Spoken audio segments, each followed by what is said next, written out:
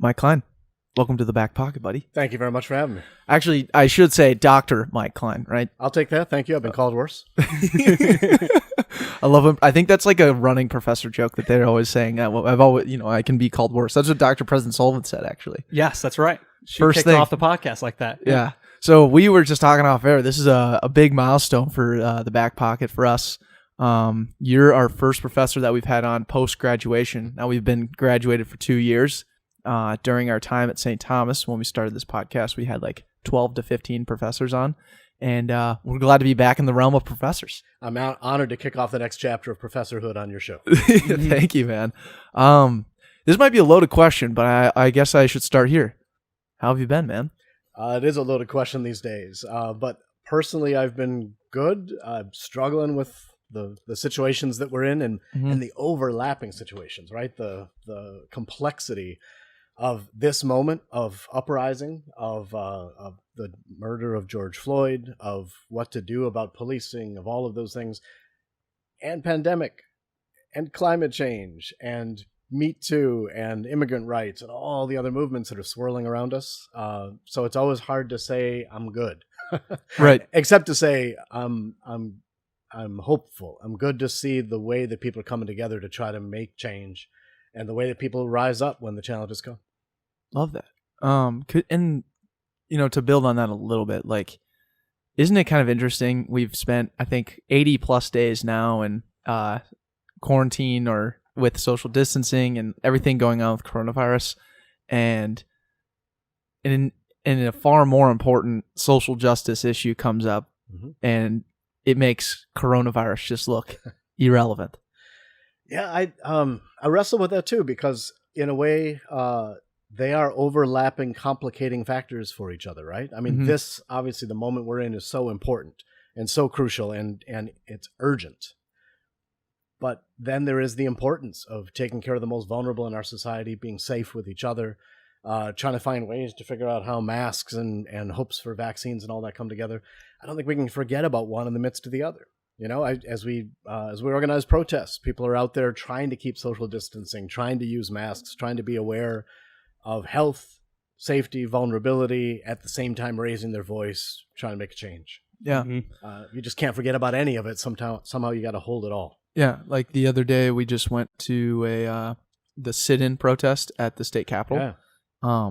Hands raised. That was my first ever protest that I've been to, and I think you same with you, Andrew? I can say the same. Yes. Yeah. Congratulations. Yeah, thank you. No, it was amazing and super inspiring and impactful just to hear some of these young Black voices speak, and it was very cool. But it was also very cool how they organized it. Yeah. So it was like iterations. I kind of think of it as like sets because I'm a big fitness guy, but it was like they started with about 10 minutes of talking. Then they would go into, actually, no, they started with 5 minutes of silence, complete silence. Then they went 10 minutes of talking. Then they played some music for about 10 minutes. And then they went back to silence and then talked some more. And they did that for 3 hours straight. Everyone had to sit in the lawn. The sidewalk was your main means of access. And they held the tight line. It was very impressive. And this is what I love about what I get to teach, because there's a history to this stuff, right? There are skills to doing this. It's not just spontaneous uprising.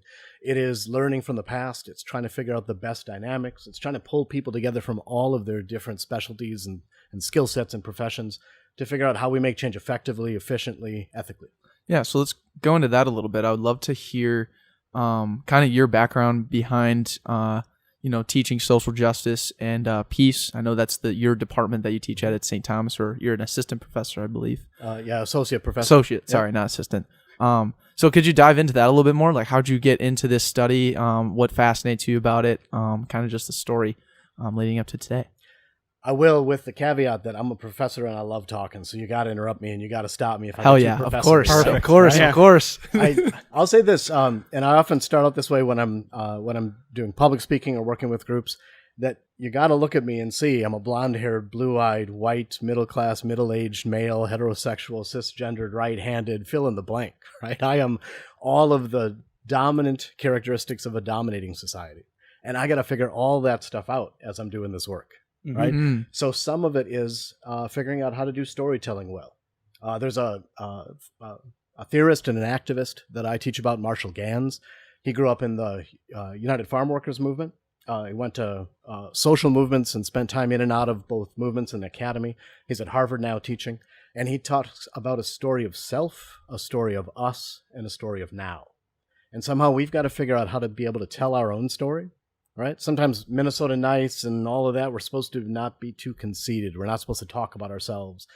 But we have to in order to tell our story in a way that connects to other people, right? And then we start building a story of us to say, who are we together in this work? I've got to be conscious of my own story as I gather with others to figure out who we are together. And then the story of now. How does my story, how does our story matter in this moment? And so I think there's so much about that I appreciate in terms of what you're doing on these podcasts, right? About getting people's stories out there, about really going past just the easy labels and the first descriptions to get deep into someone's narrative and to figure out why that matters, what it means for all of us, right? So for me, again, out of all those categories, characteristics, I grew up as a lower middle class kid in Brooklyn Center.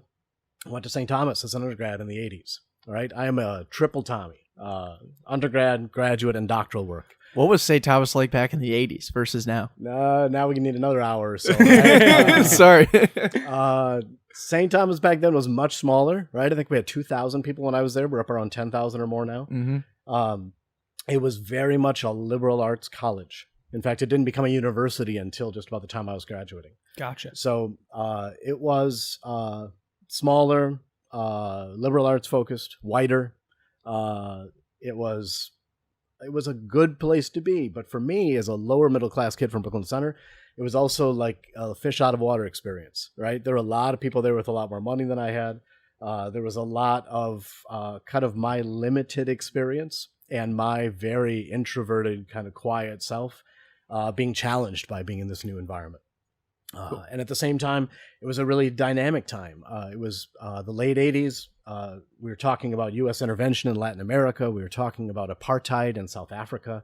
And a lot of my activism really started as a student on campus trying to figure out what it means for me, my identity in this little Midwestern college, to care about South African apartheid, right? And to figure out what I could do about it from where I am. And that was a kind of a powerful opening for me in terms of getting started. Global push that necessarily sparked the passion to invest into social justice. Yeah, and I'll be honest, the first things that got me going were the music of the time, right? Peter Gabriel and Sting and Tracy Chapman and all these people who were playing, who started talking about human rights, who started having concerts to raise money and awareness for this stuff. And the music that I love started pushing me toward more of the issues that I came to care about. Films at the time really mattered. And then it was calls for activism, calls for divestment from South African companies and businesses doing business in South Africa. And that seemed big, but it seemed real. It seemed tangible. Like, yeah, we could get the university to do something, right? We could work together to figure out how to have a little impact here that would add up to the big impact there. Mm. Got it. So what was like so that was kind of the initial spark on the activism side. Mm-hmm. What is it like to care about something that's so external from yourself and then tying it back to, again, you mentioned the now. How do you act in the now to actually make a change or at least try and push for a change in somewhere that's so much further away from you? It's a great question and a hard one these days, right? Because we're in the midst of change that we want to see and nothing seems like it's enough. Right. And it always feels like the little bit I can do, does it really matter? And sometimes it's history looking back to say, yeah, it mattered. And here's why it worked. And here's how it worked. Right. Mm-hmm. But I think part of it, and this is both my story, but also I think something that your viewers will pay attention to. It is where we start. Right. We're motivated. We feel some kind of urge to do something. And then we take a first step forward. And it might be a great leap into making some real change, or it might be a stumble against a community that's suffering, or our best intentions that go awry. And so in some of my early steps, it was a lot of volunteering. My parents did that a lot. My mom and dad were great examples of that. And so when I got to college, volunteering is what I started doing. But the more I volunteered, the more I started wondering, why hasn't this changed yet? Like, if we've got all these people out here doing all these hours of volunteer work, why do people still show up hungry and without a home and needing justice in different ways? And so those questions propel me to start thinking about more than just volunteering. Like, why are these systems so embedded with injustices? How is it that the work I'm trying to do to step forward and spend a couple hours a week helping out at the homeless shelter, how does that fly back in my face in many ways for me personally? And how does it seem to reproduce itself over the years through all of these systems that have a momentum of their own?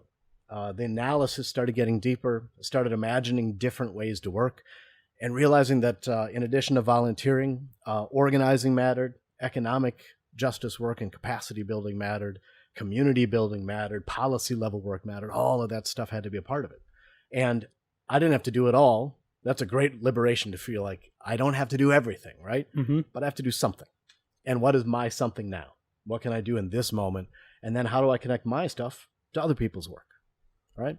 So the volunteering was still something I love to be able to do when I can do it, but I'm more and more compelled by the way we educate and transform structures, educate about and transform structures, than just trying to respond in the moment, right? The urgent stuff is so important, but some of the really important stuff is long-term and structural, not just kind of the quick Band-Aid approach. Gotcha. Yeah, I think that's, something that Andrew and I are battling with, or slowly realizing is like, I think this is the first time Backpocket, this current week that we're in right now, a week after the George Floyd murder, was the fact that we're taking a stance. We are here to support Black lives. We know that Black lives matter, and we're here to move the ball. Granted, this is 1 week after everything already happened. We attended our first protest, like all great stuff. But again, I'm starting to realize myself, like, wow, this is something that not only I have to get used to in terms of the support, because I've quite frankly just have not I never really processed it fully in my head before, so I never said much. Now that I've taken the stance, it's like, wow, I got to continue to do this and continue to do more in the long term. And I'm realizing that's just like, it's a long fight. It takes time. Yeah, and it's a lifetime of work to do, but it's got to also be today, right? So it's that tension between that very urgent moment, the fierce necessity of now, the first fierce urgency of now, as King said, but also about this long-term vision for change. And that can be daunting, it can be overwhelming, but that's also why we need community. That this work isn't done in isolation. It's not about, our posts, our donations, our single acts, but about how those things come together and how they build across relationships and communities to build solidarity for real change. Yes. Right? And I appreciate what you guys are doing, because your honesty about kind of where you're at and stepping in for a first time, going to a first protest, that can be the thing that reaches somebody else to say, maybe I'll try that too, right? Maybe I've been following this thing and I love their stories, and now they've said this is important, and maybe I'll pay attention differently, right? Maybe I'll see in a new way. Mm-hmm. And speaking for Deck and I, we started our last podcast that we released with Io and Aaron, and we explained how we didn't necessarily know why the Black Lives Matter movement was so important and what it actually meant. And we left that 3-hour conversation beginning to know. And I think that was like a really kind of aha moment for Deck. Like, we don't know, but we are starting to like join that marathon of knowing, because it's not a sprint. And that was a saying that the 17-year-old student shared at the protest. Yeah. She said, this is not a sprint, it's a marathon. And when I explained that to a couple of my family members, they're like, yes, that's well said. And they were sharing, it's, you have to start with your roots. And I think Declan and I are able to start with our roots here in the Twin Cities.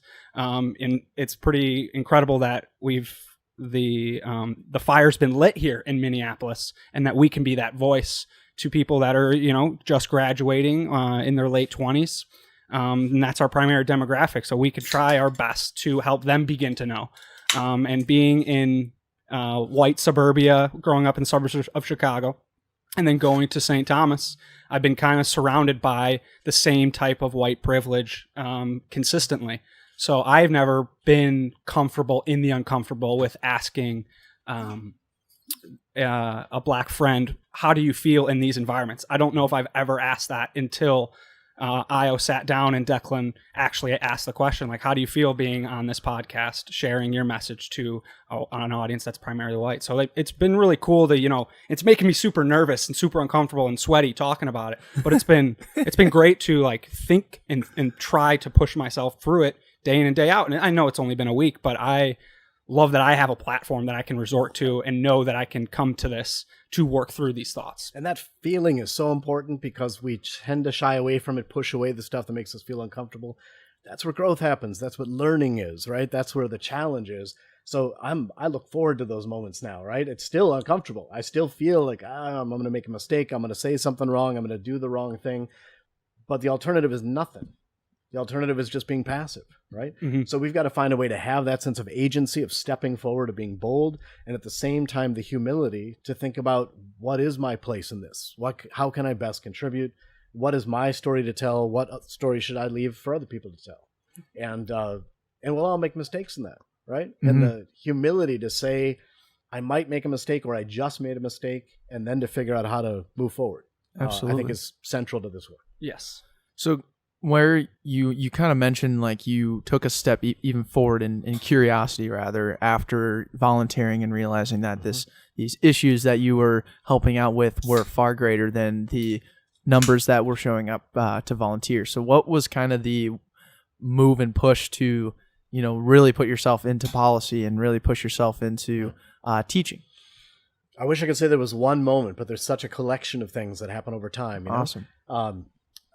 When I left St. Thomas, graduated in 90, and then I came back 4 years later to work in campus ministry with volunteer programs.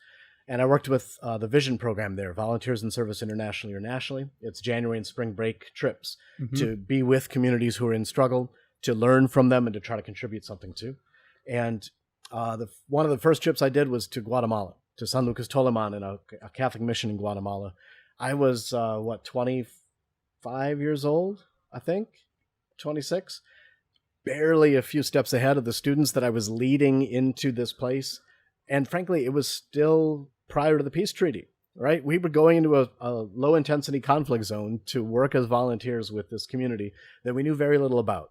And looking back, I can't believe that happened, that I was there. I'm a little embarrassed to say that is an element of white privilege, right? I was in the right place at the right time to get a job, to do work that other people could have done better. But I ended up in that space. I went to Guatemala, and I was bowled over by this community that was not about going down to save the Mayan people in the highlands, not about trying to change their lives, but about trying to create a support, try to create the mechanism for them to decide what they wanted, and for them to find their own agency, their own empowerment to be able to make the community that they wanted to see. And that was such a flip for me on the way that I had always been kind of in organizations and doing volunteer work, where it really was this kind of white savior complex, right? Of people who have privilege and power should go help the less fortunate. And that's a good motivation, right?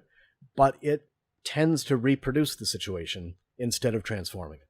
It Really? tends to mean that the people in the situation have to then rely on people to come in and make the change instead of getting the encouragement, the empowerment to be able to make their own change with support, with solidarity from other communities. And the more I did those trips in places, I mean, this was the greatest education of my life. I love all the classes I've had at St. Thomas and all of those different degree programs. But going to learn from communities who are both facing struggle and have these incredible strengths and deep ties to culture and deep solidarity, that was my education. And it still is, right? I'm 52 and I'm still figuring this stuff out, and I will until the day I die. But that doesn't mean I'm going to pause or wait or delay on the next step, on what comes next. What were some of the other places that you were able to use the Vision trip to help give back in communities? Yeah, I mean, we had 20 trips at that time, so we were all over the place, and I tried to do one each January and spring. So I think I did 14 or 15 trips while I was in that program. Gotcha. We went to the Eastern Caribbean, St. Lucia and St. Vincent. We were in Puerto Rico. We were all over the U.S., in Appalachia, in inner city Chicago, in Cochiti Pueblo, New Mexico, up to White Earth Reservation in Minnesota, and Selma, Alabama, maybe one of the most impactful places for me. Right, I had gone down there in 1997, I think, and we were meeting then with foot soldiers of the civil rights movement, people who were in the movement in the 60s and were still working for change and there to tell their story to help us understand the history that we had never been told, that we really didn't know, right? Most of us had heard about King. We might have heard about Rosa Parks. We didn't know about any of the rest of it. And to spend a week in that community just opened me up and tore me apart in ways that I'm still kind of working through. When I got home from that trip, the dean at St. Thomas at the time realized just how much students were learning from that experience and said, we really ought to take that 1 week volunteer trip and make a whole semester class out of it. And so I was going to teach that with another professor, right? Because I was just a staff person at the time. And that other professor at the last minute couldn't go. And I went to the chair of the department and just said, what do we do, right? It's just me, the volunteer director, and what do we do now? And his response, this is Father David Smith, he's the founder of this Justice and Peace Studies program that I teach in now.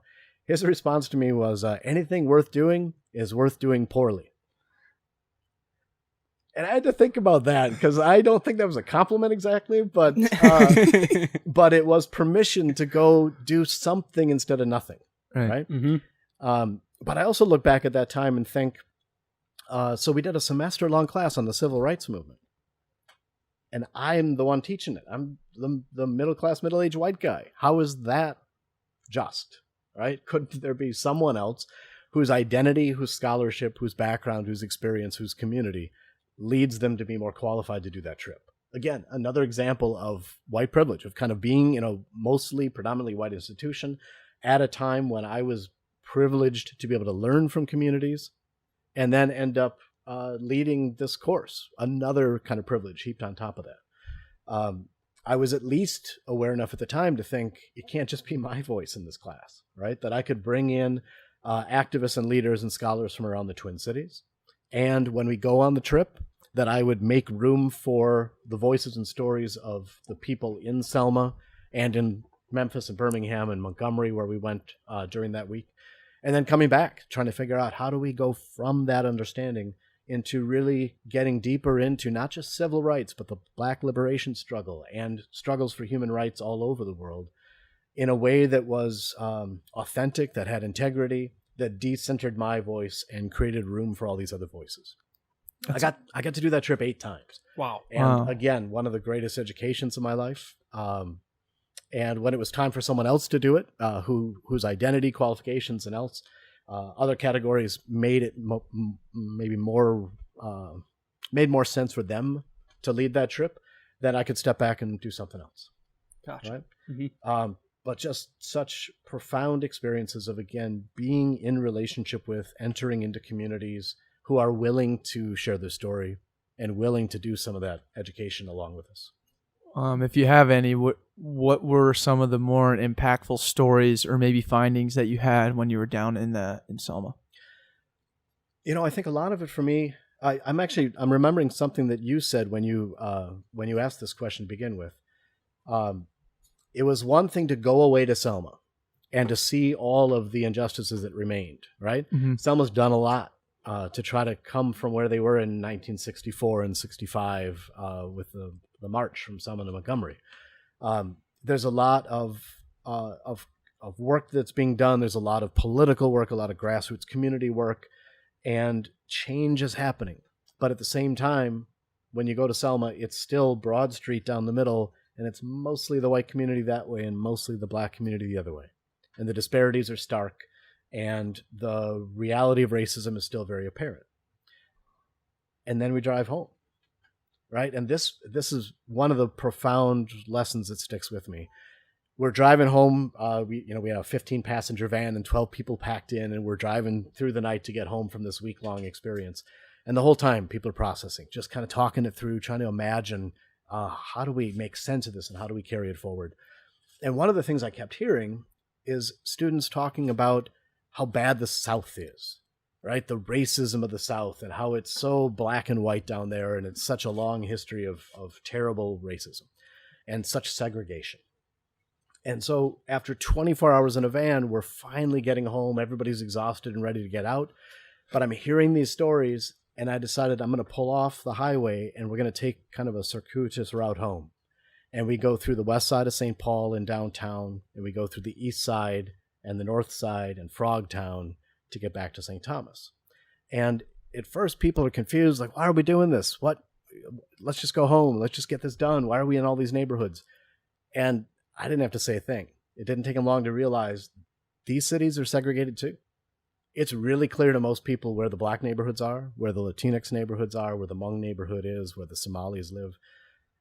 We've got it here in the same, maybe not exactly the same way, but in very stark realities where the statistics are disturbing, right? Where our inequalities here in this state, especially between Black and white communities, are some of the worst in the nation. And we don't want to believe that, right? That's not the Minnesota we think of. That's not what we want to think about ourselves. But it's not just Selma, Alabama. And it's not just the urban area of any big city. It is the reality of these twin cities, right? Of work we need to do. And it is about the protesting the murder of George Floyd. It's about the arrest and the accountability of those officers.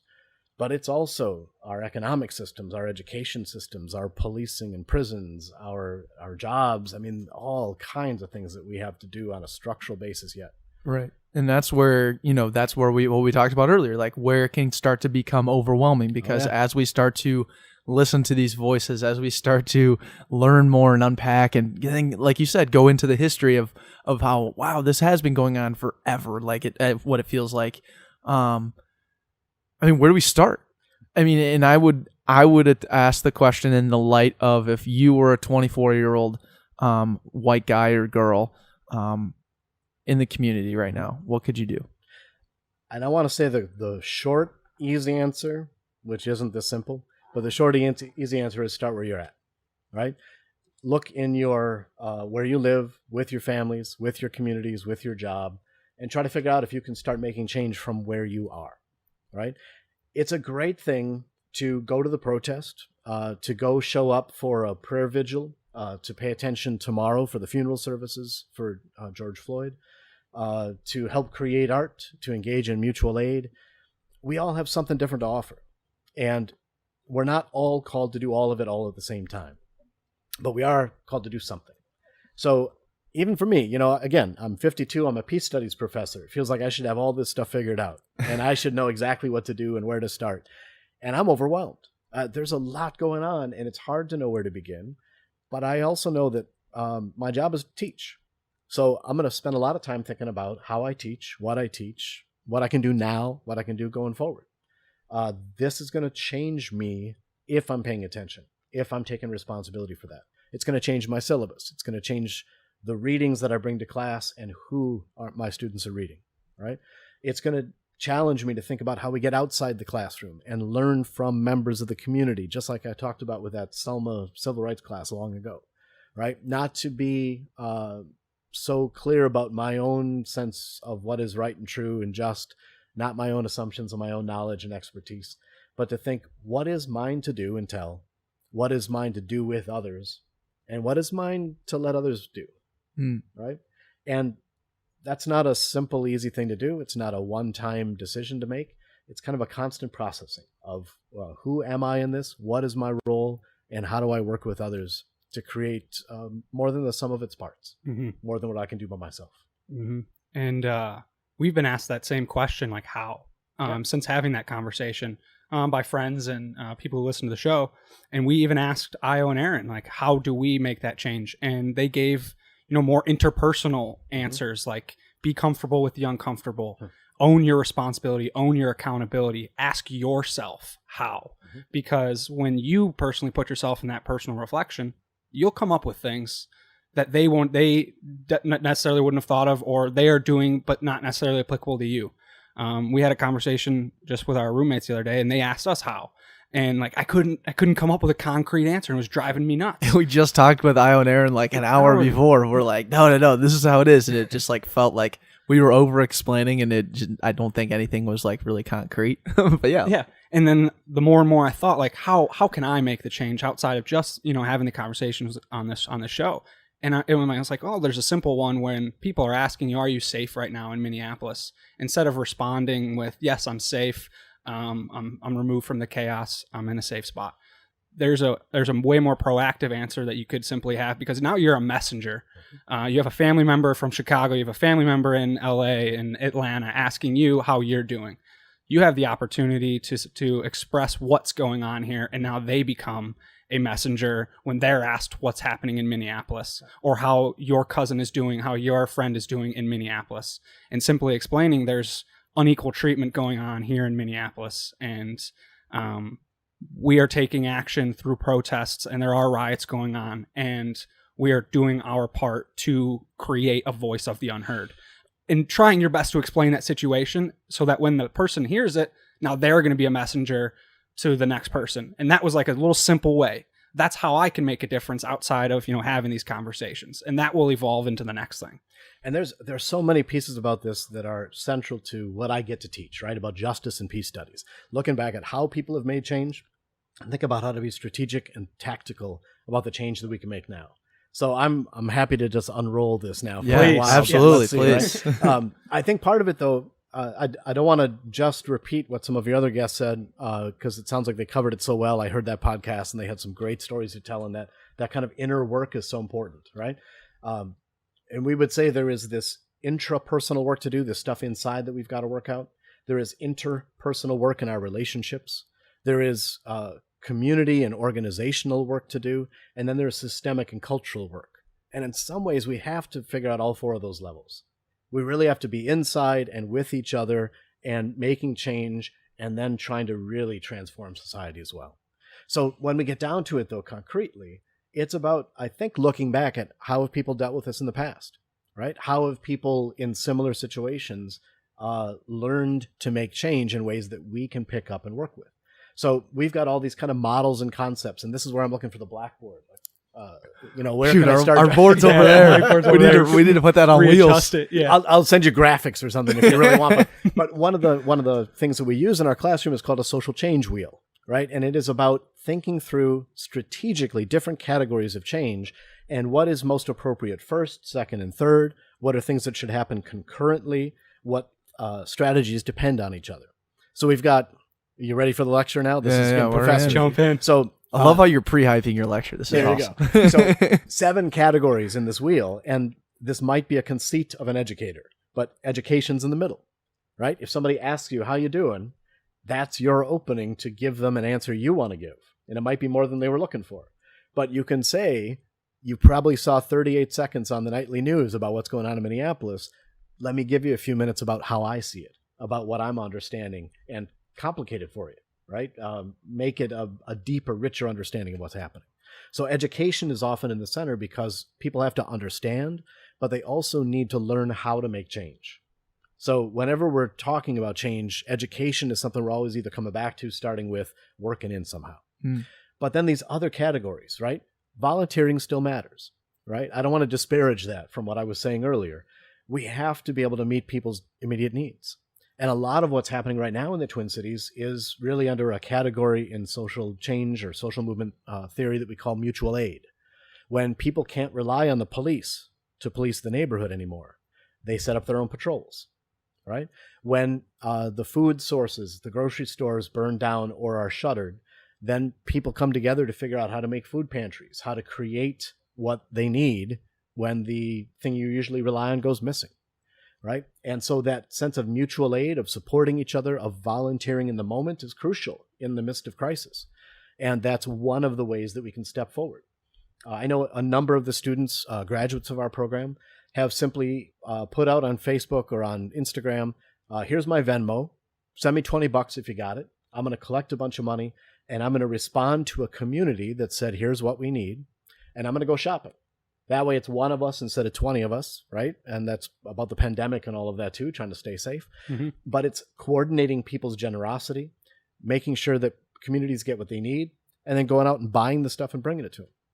And that is not presuming that anyone knows what the community needs.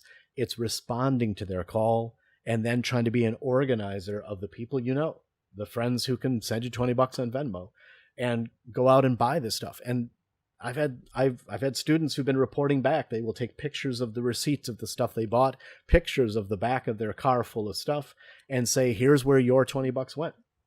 And some of them have raised $4,000, $6,000, $8,000 just by tapping their friends to say, can you help?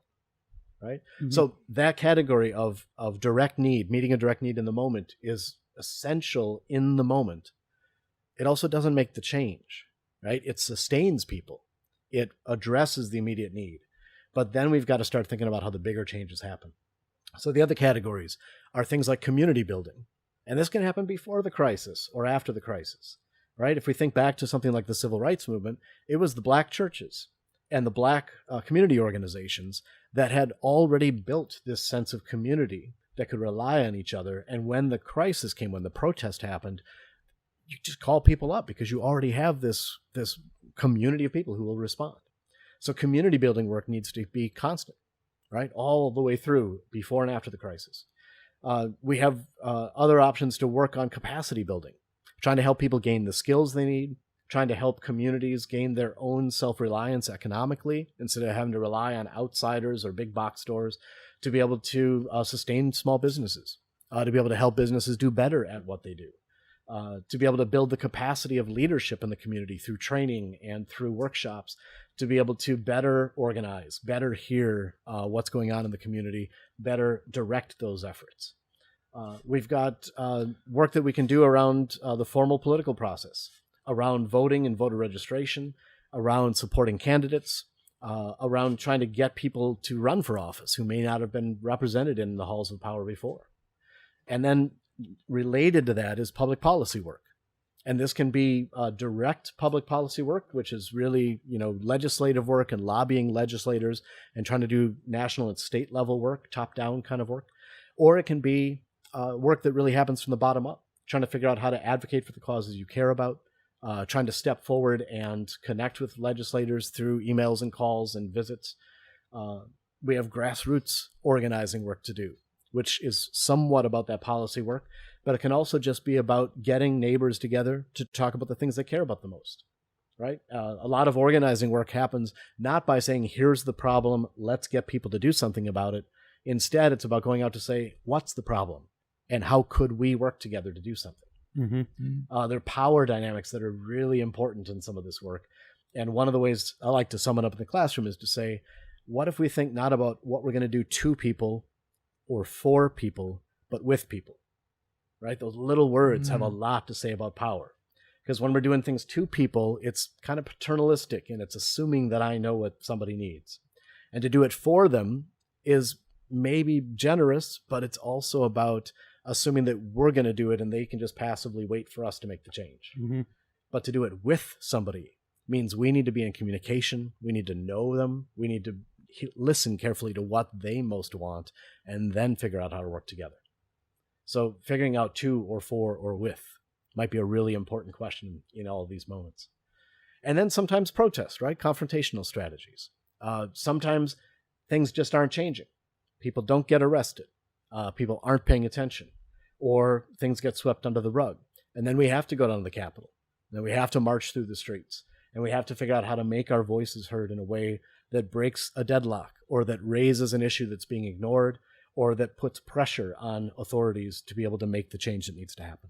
Yeah, so going off that, I mean, we've seen, Black people fall at the hands of police for years. Mm-hmm. And it's just been a reoccurring thing. It was really cool for Aaron to be so factual in his speaking and being able to pull up every single name when they passed away and like what the occurrence was pretty much to a T for the last 25, 30 years. Yeah. It's very impressive. So it's clear that the systemic change is not necessarily happening because, you just spoke of like the protesting and the marching in the streets as like if all of this stuff didn't work before, now we protest. Mm-hmm. And so it seems to me that if we're already at the now we need to protest, but we've been doing that for the last X amount of years, that tells me that there's something wrong. Yeah. So with that being said, I mean, what I guess is wrong right now? Like, I know there's all kinds of stuff, but I know I hate to ask the vague question, but I need to know, and especially as someone and as us as people who are trying to educate, like I'd love to know, like, kind of, I know you brought up the 7 different aspects within the social wheel. Where do you think the one is hurting the most right now? Well, let me clarify. I think those 7 strategies are about how we can make change on any topic, right? Ooh, okay. And so some of them are going to be more important for some topics than others. Sometimes there are economic causes to a problem, and so we can use that economic leverage or that capacity building work. Sometimes it's more of a legal issue. Sometimes it's more of a human dignity issue. And so I think one of the powerful pieces about those kind of concepts is that it doesn't matter what the issue is. It gives us choices to make about what I'm going to do, what you're going to do, how we're going to connect the dots between those to be more powerful, right? So that's kind of the strategy of how to make change. What change do we need to make, right, is the question that you're getting at. Essentially. How do you make that list, right? There's so many things that are good about where we're at, our situation, but maybe differently good, better, and worse for different people, depending on their identity, their legal status, their participation in structures and systems, or the way they've been sidelined from them. So I think part of that first step is trying to figure out, what do I misunderstand about the world as it is, right? What is it that I might need to know differently? Because, I've grown up with my own family, my own community, the schools and the religious institutions that I've been a part of. And I may not have seen very far beyond the boundaries of those things, right? The horizon of my experience is always out there somewhere, and there's always a next thing just over that horizon. So what stories could I listen to? What could I learn to really understand what some of the problems are for different communities, for different identities? And there is no end to that process, right? So, which gets back to what we were saying about the long-term changes. Yeah. It's a consistently reiterative process. And again, we can't do it all at once, but that doesn't mean we can't do anything. It's just a matter of stepping forward in something that's interesting to you at the moment, right? Something that compels you or grabs your attention. I've got about 8 stories I want to tell, and I'm trying to choose between them to figure out how to answer your question in a way that's tangible. Tell them all. Again, run down the list, Mike. I know. The hard part, and the reason I'm hesitating, is because you're asking, like, what is the most important thing to do right now?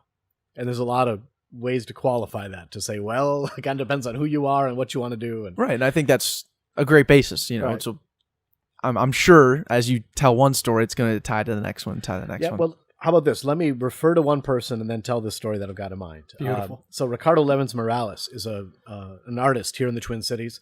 He's from Puerto Rico originally, and he does all of this really amazing print work and poster work about social justice issues. And we had him with our group at St. Thomas, Students for Justice and Peace, talking about his work on art for social change. And this is an interest of mine too. And one of the students asked, how do you decide what to draw or what to put in your art? And how do you, given your identity, think about how to work with communities that are different from your own identity? And his answer, which I think was beautiful and applies to all of us, is he doesn't try to reach way out beyond his experience to create art about some issue that's distant from him. He draws what he knows, right? He lives in a community, and he draws and makes art about the experiences of living in that community. And they happen to be a lot of issues that need addressing about social justice. But a lot of his art is also about beauty and about empowering people and about the heroes of the past and the work we have to do now. And I think there's a lesson in there for us to say, wherever we are, whoever we are, there is work to do, right? And to do something that is not flinging ourselves into the void of social change to try to figure out how to be a superhero with a cape, but instead trying to figure out right where I am, right with the community I'm part of and the people I'm with, how do I start doing something? How do I work? And, in our program in Justice and Peace Studies, we teach about liberation theology, this tradition that came out of Latin America and has gone around the world in terms of thinking about the religious aspects of how we think about change. But that doesn't mean we're trying to create a bunch of liberation theologians who graduate from our program. What we need are liberation accountants and liberation real estate agents and liberation engineers and liberation marketing people and liberation podcasters, right? We need to figure out, whatever we do, how do we create more justice by doing it? So here's the story that I want to tell. So I'm an artist. I was an art major, undergrad, and a theology major. My parents were thrilled, right? Very practical work. And so I've gone back and forth with the amount of art that I get to do. Sometimes I'm too busy with work and I don't get to it, but I've really enjoyed getting back to it in a way. I'm doing a public art piece for the city of Brooklyn Park right now through Springboard for the Arts, and it's about exploring the new Botno Blue Line that runs up. It's going to be the new light rail line up to Brooklyn Park. And I got intrigued by this person, this Pierre Botno, that the name and the line and the boulevard is named after. And I started looking into his identity as someone who is French-Canadian on his dad's side and was Anishinaabe and Assiniboine on his mom's side, right? So he is, on one hand, the white settler, and on the other hand, the indigenous person from this area. That's Native American. This is, yes. Okay. This is Pierre Botno back in the 1800s. Okay. Right? He was a fur trapper, a voyager, a guide, and he helped to name and define a lot of these communities. St. Anthony, that became Minneapolis, and Brooklyn Park and Osseo and some of these places, areas that I grew up in. And I'm making this a long story. Let me shrink it down to say, as I'm studying this person, thinking about what kind of art I could create around his identity, I'm starting to think about a canoe, right? Because that's something I love doing. I love paddling, and it's kind of him as the voyageur, but it also comes out of the American Indian tradition, the Native American tradition. And so I've been building this thing, which is this massive wooden canoe for kids to play on, but it has words on it like settler and indigenous. And it's meant to say, in a lot of ways, we're all in the same boat, but maybe. There's a question mark for me on that title, and it might just show up in the title now, because we're all in the same waters, maybe, right? But our boats sometimes look a little different, and sometimes we live on some luxury yachts, and sometimes we're barely clinging to the raft. As I'm researching this idea, this canoe form, this person, this Pierre Botno, I start finding his name attached to things that I didn't know he was a part of. Right? In 1862, there was a war between the Dakota and the U.S., the Dakota Native people, the American Indians. And at the end of that war, Governor Alexander Ramsey said, "We will expel or exterminate these people." Right? That's pretty much the definition of genocide. And that alone was startling. And then I found out this Pierre Botno was the lead guide on that expedition that Henry Sibley took out to chase down and expel or exterminate the Dakota people. Now, I know Ramsey, Sibley, these are familiar names, right? Mm-hmm. High schools and streets named after them.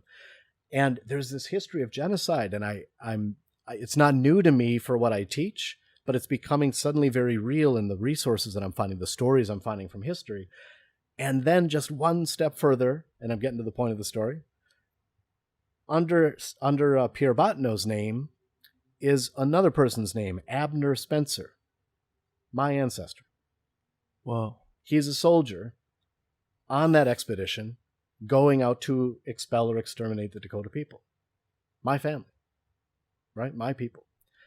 And, you know, I've worked on and off with some indigenous communities, with Native American communities here in Minnesota and elsewhere. And I'm doing research with the Mendota Dakota right now. And that was a whole new level of accountability, in a way, or responsibility, to think, what does it mean that my ancestor was part of that, and that I've benefited from that as a settler still here in Minnesota, right? Dakota people still here, even though they were expelled or listed for extermination. Those communities are still here. Those descendants of people are still here, and it's their grandparents, their great-grandparents who were pushed out or killed. And now I'm here too. We're all here. So what do we do with that? And I don't have great answers about it, but it's personal. It means something differently to me now that I know more of the history and the story. So that's a long way of getting around to your question about, like, what do we do and what's most important to do? Some of it is to figure out who we are in the story. To know not just this moment and what we could do to get food or to protest or to lobby about legislation, but to figure out, how does my story intersect with this story? And what it might not be my fault that happened in 1862 and 3, but it might be my responsibility to figure out what to do now, right? What to do in this moment. How does it work with, like, from a judgment aspect, even personally, feeling and recognizing like, oh my gosh, I was a part of the problem back in the day. And I feel like a lot of us, if we were to do that same sort of deep dive, you could find the same thing in some regard. Moving forward now in the present, like how do you, I mean, is there any judgment that you give on your own family for those types of things, or how do you cope with that? I think, yes, there's a judgment to make. And if that's where we end, it doesn't do much good, right? We do need to judge. We need to be evaluative about whose responsibility, who gained, who suffered, what happened in the past. And then to think about how those things ripple through to the present, to know what kind of accountability we could claim, what kind of responsibility we could take right now in the moment, right? I live in St. Paul. I've got a little 1/3 acre lot not too far from St. Thomas, and that's Dakota land, right? That land was taken in 1805 through a treaty that was never fulfilled, and then through subsequent treaties as the Dakota were pushed off that land. So what does it mean for me right now to be working with members of the Dakota community, contemporary living people, and I'm on their land? You know, it's been other people's lands too since that happened, but it was taken from them by force, through fraud, through genocide, and now I live there. And what does it mean? Right? And I don't know what to do with that yet. I wish I had a great answer for that. I would like to keep living there. And so what do I say about that when I'm working with the descendants of people for whom that was their land, right? Some of that is about understanding different conceptions of land, right? Our ideas of deeds and ownership are very different idea than the relationship that the Dakota people had and have with the land. And maybe there's something in there that we need to learn from each other. Maybe there's a way for me to take responsibility that isn't about immediately tearing down my house and restoring the land to prairie and giving it back, but figuring out what other kind of relationship I can be in with Dakota people, knowing that land will still matter, right? That there might still be reasons to get into those stories to figure out how we move forward together. And it might not just be writing a check in reparations, although I'm sure that would also be appreciated, but maybe it's also about creating opportunities that haven't been there, acknowledging the story, at least to recognize the errors of the past and the atrocities of the past, so that we can be together in that story instead of one people neglected, set aside, or erased, and the rest of us moving on with a limited view and a nice view of what's happened. There are all kinds of things we can do. None of them will be by themselves satisfactory. None of them are enough, but let's do something. Right? Let's take a next step. Right. No, I think it's really cool what you said about, if it stops at judgment, we're not doing really anything. Okay. And I think that with you living on like a previously owned Dakota land, judging that fact or worrying about whether you should be there or not doesn't really accomplish anything. Well, it's a step, right? It's a step. Yeah. It's good to be able to consider that and to worry about it. That's all right. But if that's all we do, it doesn't lead to much, right? Mm-hmm. I think we can keep it in mind as we then try to figure out what to do. What are the next steps? Shame and guilt, that's probably appropriate that rises up in us as we learn these stories of the past and whatever our family's role might be. And then what does that impel us to do? What does that move us toward in terms of being in solidarity with those communities now and listening carefully to what they think we ought to do? I got two for you here, okay? Sorry, I'm still in the classroom now, more or less, virtually at least. Mm-hmm. One of them is this, and I'm going to misquote this. I'm pretty sure it's Rumi, a Persian poet from a long time ago. How do you spell that, Marcus? You can look it up for me. R-U-M-I. R-U-M-I. Okay. And the quote is simply this, that we have 2 ears, and we have 2 eyes, and 1 mouth. And maybe that's the proportion for how we relate to each other. Mm-hmm. That we listen twice as much as we talk, that we watch carefully twice as much as we say anything. And I forget that all the time, right? I'm a professor, I talk all the time. That's just what I do. But I need to listen really carefully. When we get on social media, when we're hearing the news, when we're getting these stories about what's happening in Minneapolis, maybe instead of immediately throwing our opinion on top of that, or telling our view or our story, maybe we should shut up and listen for a while. Take it in. Pay attention especially to the voices of people who are most subject to the injustices that we are paying attention to and caring about, and listening enough to understand at a deeper level than we do right now. The other way that I like to kind of flip an idea to get at this is that we usually think about wanting to make change in light of something like the golden rule, right? Do unto others as you would have them do unto you, right? That's in all kinds of religious and spiritual traditions going way back, including the Bible, many others too. That's the golden rule. I want to suggest, and I've heard this from others, it's not my thing, that there is a platinum rule, right? Instead of do unto others as you would have them do unto you, what if we do unto others as they would have us do unto them? You get the flip, right? What they would prefer rather than what we would prefer. Instead of us assuming we know what's right and we know what other people want and doing it unto them and that they would want the same things we would, what if we would do unto others as they would have us do unto them? Meaning we have to be in communication with them. We have to be in relationship with them. We have to be in community and solidarity with them in order to understand how to move forward together. It's a different way of saying not to and not for, but with. Right. That's fascinating. And I screw that up all the time, right? Because I'm really quick to want to jump and do and think that I know what ought to happen. And it's a challenge to me to continue to learn how to listen better, how to watch carefully, how to be with others, and not just assume I know what's going next. What is something that you've seen or listened to in the last 2 weeks that you've really digested? Digested yet? I'm not sure. Sure. I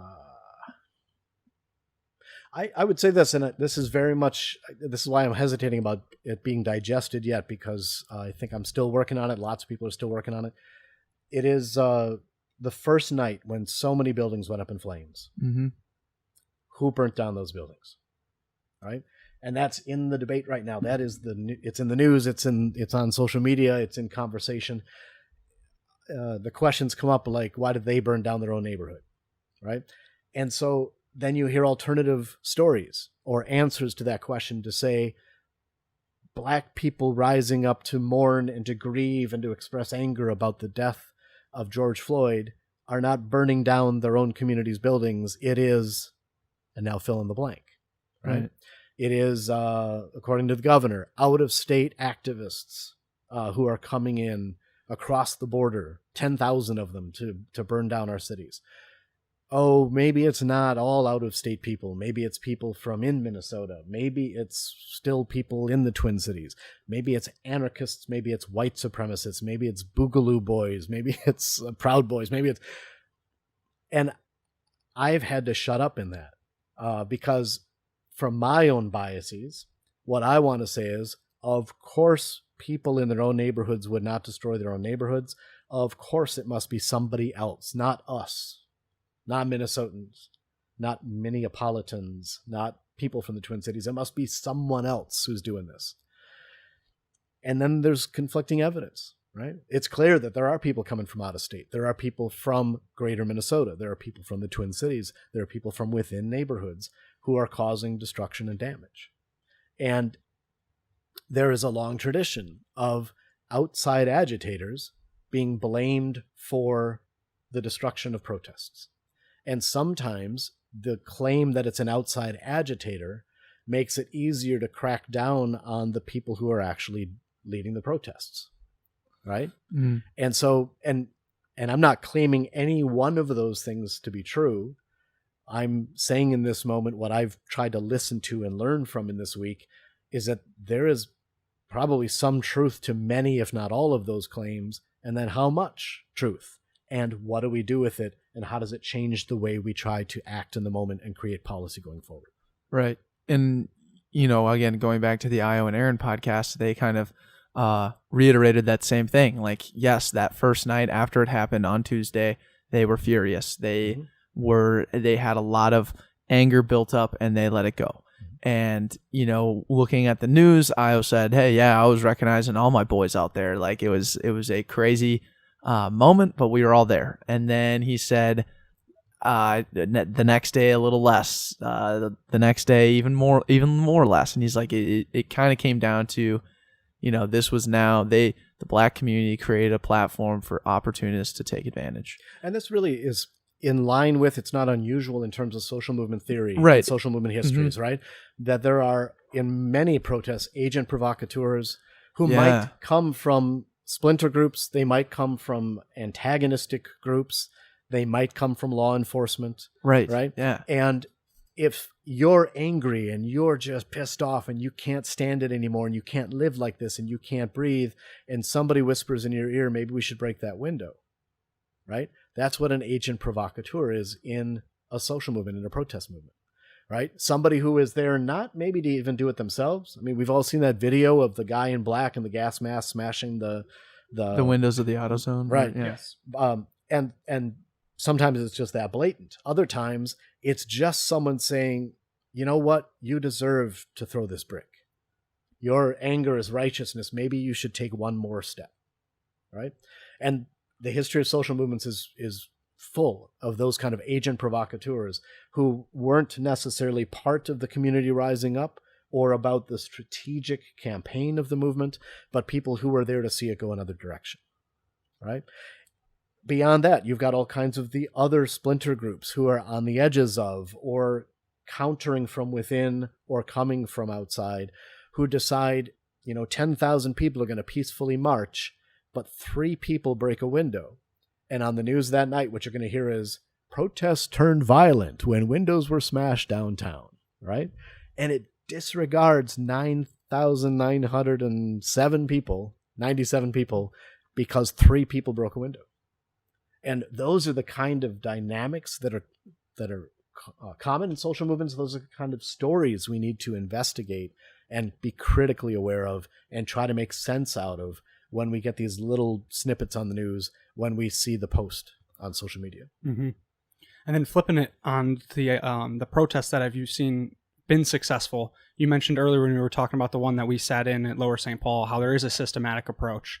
I'd love to break that down because there was an instance similar to like a potential headline grab where someone like kind of stormed the steps and it got a little hairy. People like stood up and things were broken up relatively quickly. But then the woman speaking was like, this is what they're going to show on the news. Please just sit, embrace what we're saying, and let's remain in like this position and not try to provoke a news story. Let this story be peaceful. So I'm curious from your side if you could break down the systematic approach of how you do protest and you do start to see community growth. We've got a class on that for a semester, so Sure. let me see what I can do in a minute, right? I just got done teaching a class on active nonviolence and on social movements throughout history and how they've tried to do this kind of work. And social movements aren't just protest, right? There are all kinds of things that happen in a movement, but protest is maybe the most pointed and obvious and conflictual moment of the movement, right? So there are also lots of schools of thought about how to do a protest, right? There are kind of purely symbolic protests where people feel like it doesn't matter what the outcome is. I need to get out and say my piece. I need to be out there making my claim, and whatever happens after that is up to others. There are people on the other end of the spectrum who say this is a strategic element of a long-term campaign. Protest is a strategy, and it has a place at a moment in a campaign or in a movement, and it needs to be coordinated, carefully planned, strategically thought out, consequences imagined, unintended consequences anticipated, and everything in between, right? Of that spontaneous kind of symbolic action and that deeply planned strategic effort toward protest. So on that strategic side, there might be efforts for change for days, weeks, years before you decide the protest is the next step. In social movement theory, it really started with psychology, thinking that protests were always this kind of spontaneous outburst of emotion. And then it became more about sociology, saying, no, I think there's something more planned going on here and more intentional. And then it's political science and peace studies and others saying there are skills here, there are strategies here, there are structures and ways of doing this that differ and that we can learn from. And so as organizers decide when to protest, it might be that there has been policy work done and political action taken and community building work and all of these other strategies, and they keep running into dead ends and keep running into brick walls. And the change seems like it's never going to come, and everything else has been tried. And so what else have we got to lose? Let's take it to the streets. Or it could be we've been in negotiation and we're at a deadlock in the moment, but we think there's a way through if we can put some pressure on some particular politicians or on some policymakers. And now is the moment for a strategic protest that will raise the issue for the public where it might have been backstage for a while, or where the protest will bring the right kind of pressure on a particular group to now come back to the table and negotiate in good faith or to take a next step with us.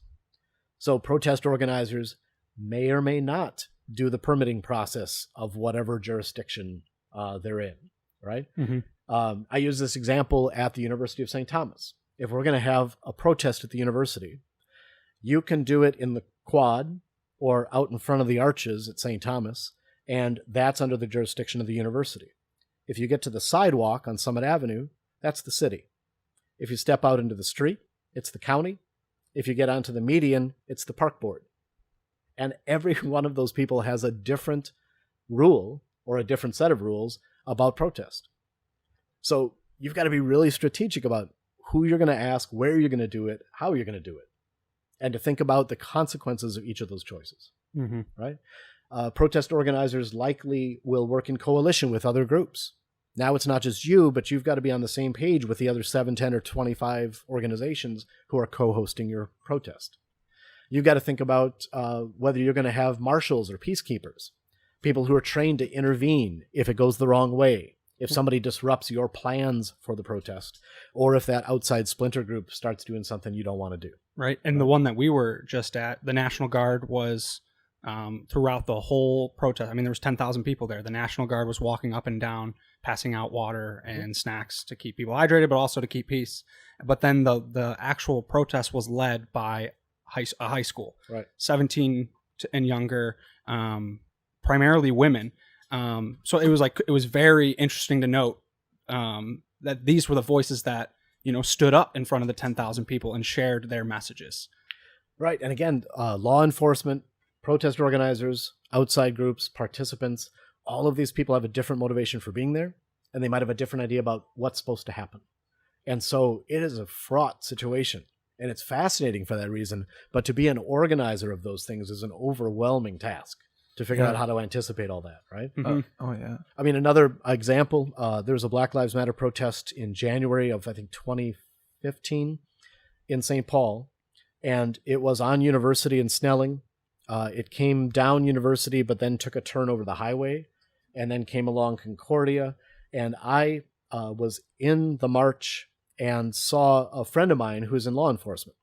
And so I stepped out of the march just to ask, so, what is happening here? What do you expect to happen? And the protest marching through the streets was city police, St. Paul police, and their approach to it was, you're supposed to follow the permit. You're supposed to follow the route. Now you've deviated from it. And so they're trying to figure out what to do.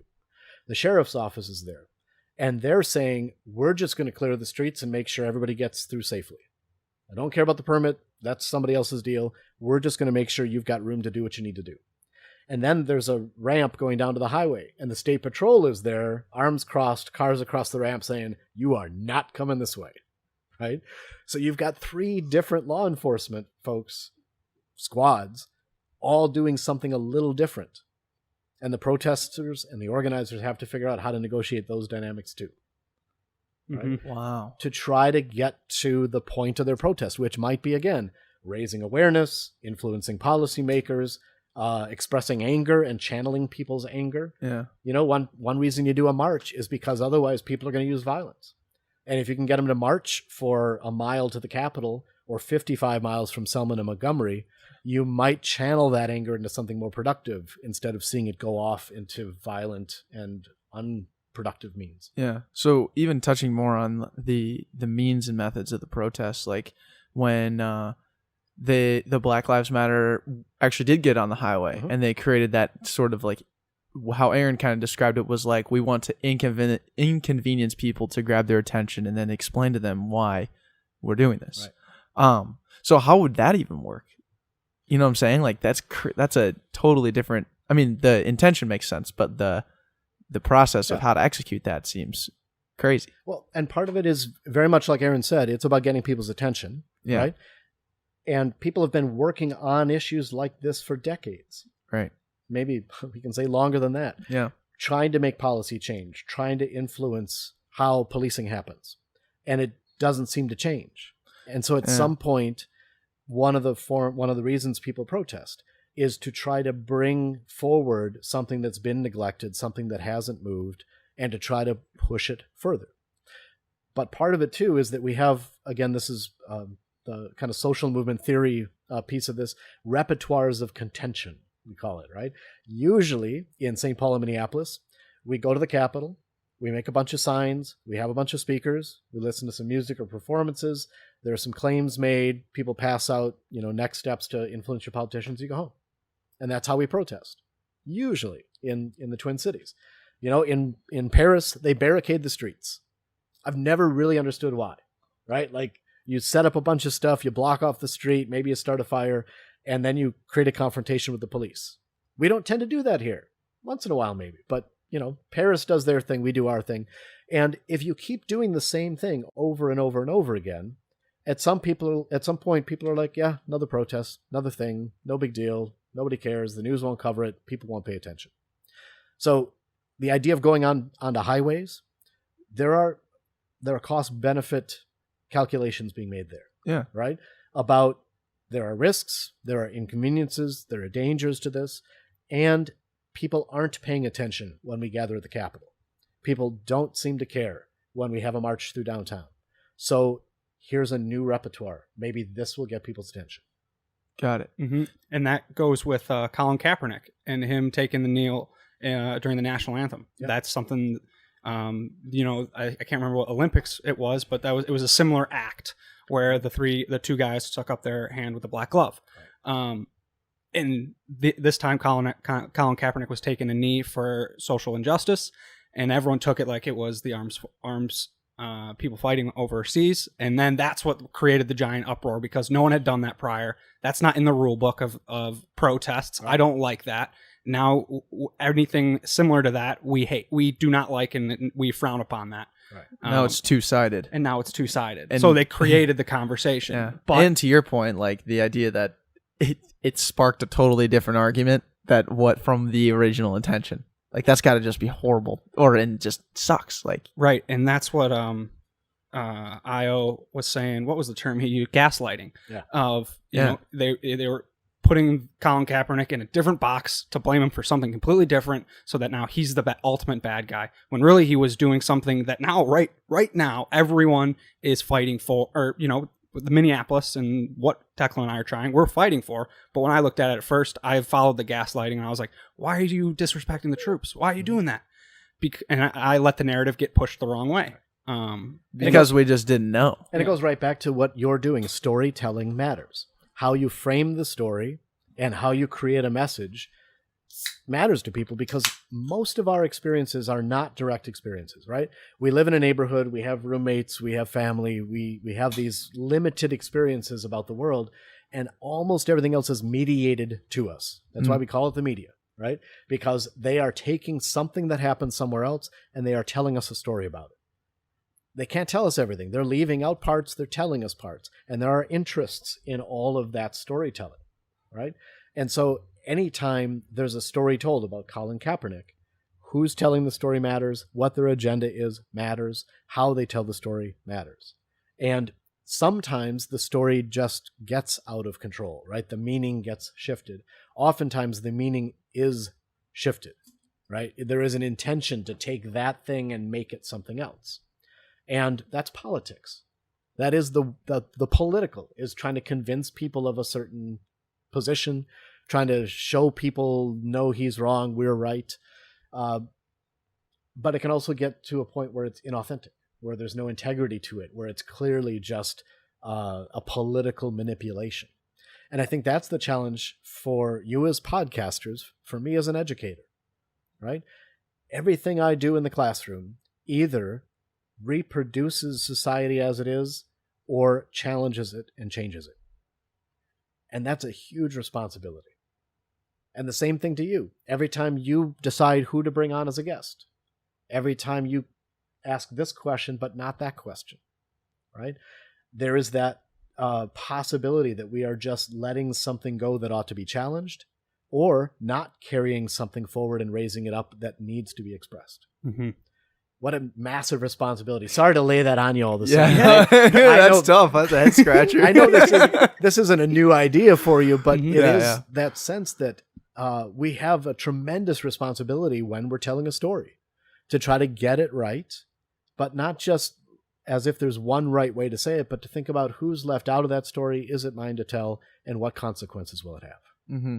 Yeah, and then the way you digest the story that you're about to tell, you know, like either living through it or hearing about it or whatever it may be, how you're digesting is equally as important. But going even back to the idea, I'm kind of more curious of the historical aspects and outcomes of protesting. Mm-hmm. When has the protesting really actually led to the change that we all want to see? Has there been I'm actually kind of seeing them now with like I saw something with the Minneapolis School Fund cut their ties with or cut their $1 million contract with the police department. I would say has a lot to do and change. That change has a lot to do with the protests. Yeah. You can look at this moment and think about all the things that are changing right now. And here's the hardest thing about social movements and all protest.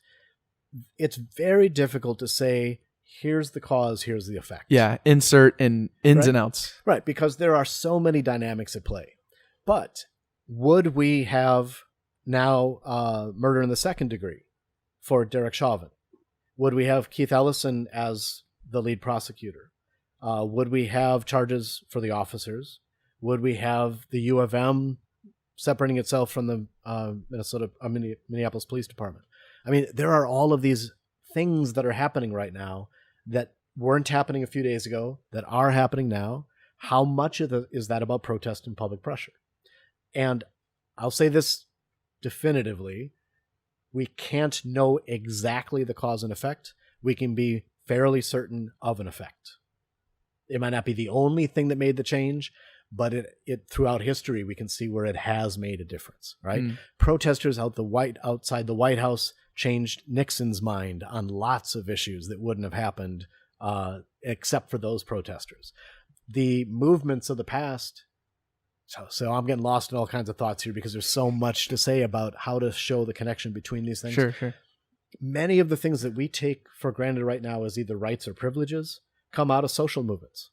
The 20th century in America was full of movements. The labor movement has done incredible things through protest, through organizing, to be able to give us things like the weekend, the 40-hour a week, vacation time, healthcare, disability, workplace safety, child labor laws. None of those things were just given to people, right, by the government or by the economic leaders. It was demanded by people. The same thing for women's right to vote and women's equality, which we're still working at, right? The same thing for gay rights. Over the last few years, it's amazing how far that's come. When it was something that people barely talked about and pushed to the margins, and now suddenly is codified into law and continues to be something that's at the forefront of our consciousness, right? I mean, name a social movement. Protest has been a part of it, and it is oftentimes the lever that moves things past that moment where things won't change to the possibility of things actually changing. Legalizing marijuana.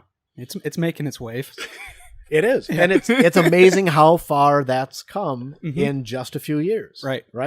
Wherever you stand on these issues, right, you have to acknowledge that the change is because of those kind of dynamics, because of protests, because of social movements. Yeah, and that's why I wanted to ask that question, because I was fairly certain that was the case, where there a lot of change just comes from these protests and everything, because it was just interesting how we go back to what you were saying earlier on, protest sometimes is the final lever, and we do all of these things from policy to fulfilling needs to listening to self-reflection, that ultimately at the end of the day, the biggest action is sometimes the reaction. Yeah, and I want to qualify that too, or challenge it a bit to say I don't think protest is usually the last action.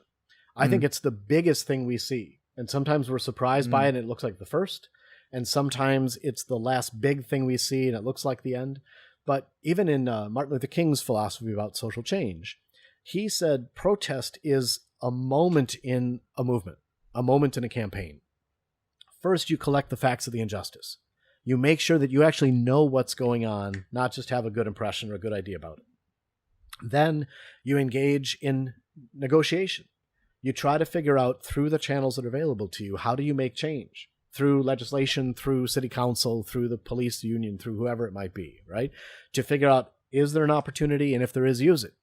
Because if you go to protest without having tried some of those other things first, people are just going to stare at you like, we got a process, right? You haven't tried that yet. What are you out here demanding this for when you haven't even talked to us yet? Mm-hmm. So King would say, collect the facts of the injustice, engage in negotiation, use the channels that are available to you. If you find that you cannot get satisfaction there, if you can't make the change through the channels that are available, then self-purification is what he called it in his letter from a Birmingham city jail. Make sure that what you're going to do next is for the right reasons, that it has a chance of success, and that you are also thinking about the good of your adversary, the good of the whole community, not just self-gain, right? Collect the facts of the injustice to negotiate and use the systems that are there, self-purification to make sure you're clear with yourself, that you have integrity about what you're going to do, then protest to create a tension that people cannot live with so that they will come back to the table and renegotiate, so that they will consider a different way forward or getting past that logjam that led you to the protest, and then get back to it. After the protest, now you have to go back and negotiate for the change that you want to see, to create new policy, to see funds moved in the direction that it ought to go, to get people's voices out or people into office to make the change. So the protest is almost never the first thing or the last thing. It is a moment to get past the deadlock. It's a moment to be able to leverage change, and then you have to follow up and actually do the change. Right. And I think part of it too, what these protests have done to me, and what like Io had said earlier. God, we are really plugging our previous podcast. Please go listen to that episode 266. It was great to listen to. Awesome.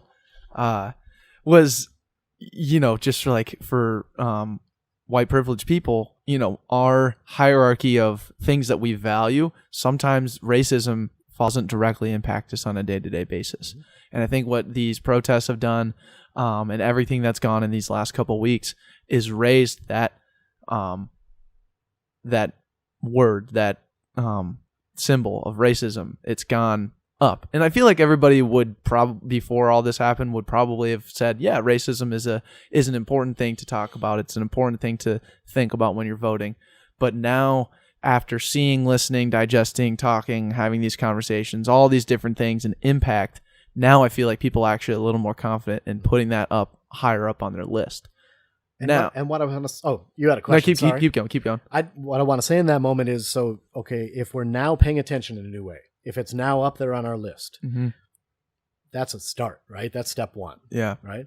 Now, how does it work? Right? How is it embedded in our beliefs and our ideas and our culture? How is it embedded in our systems, in our institutions, in our policies? And what do we do to change it? What do we do to work on those things?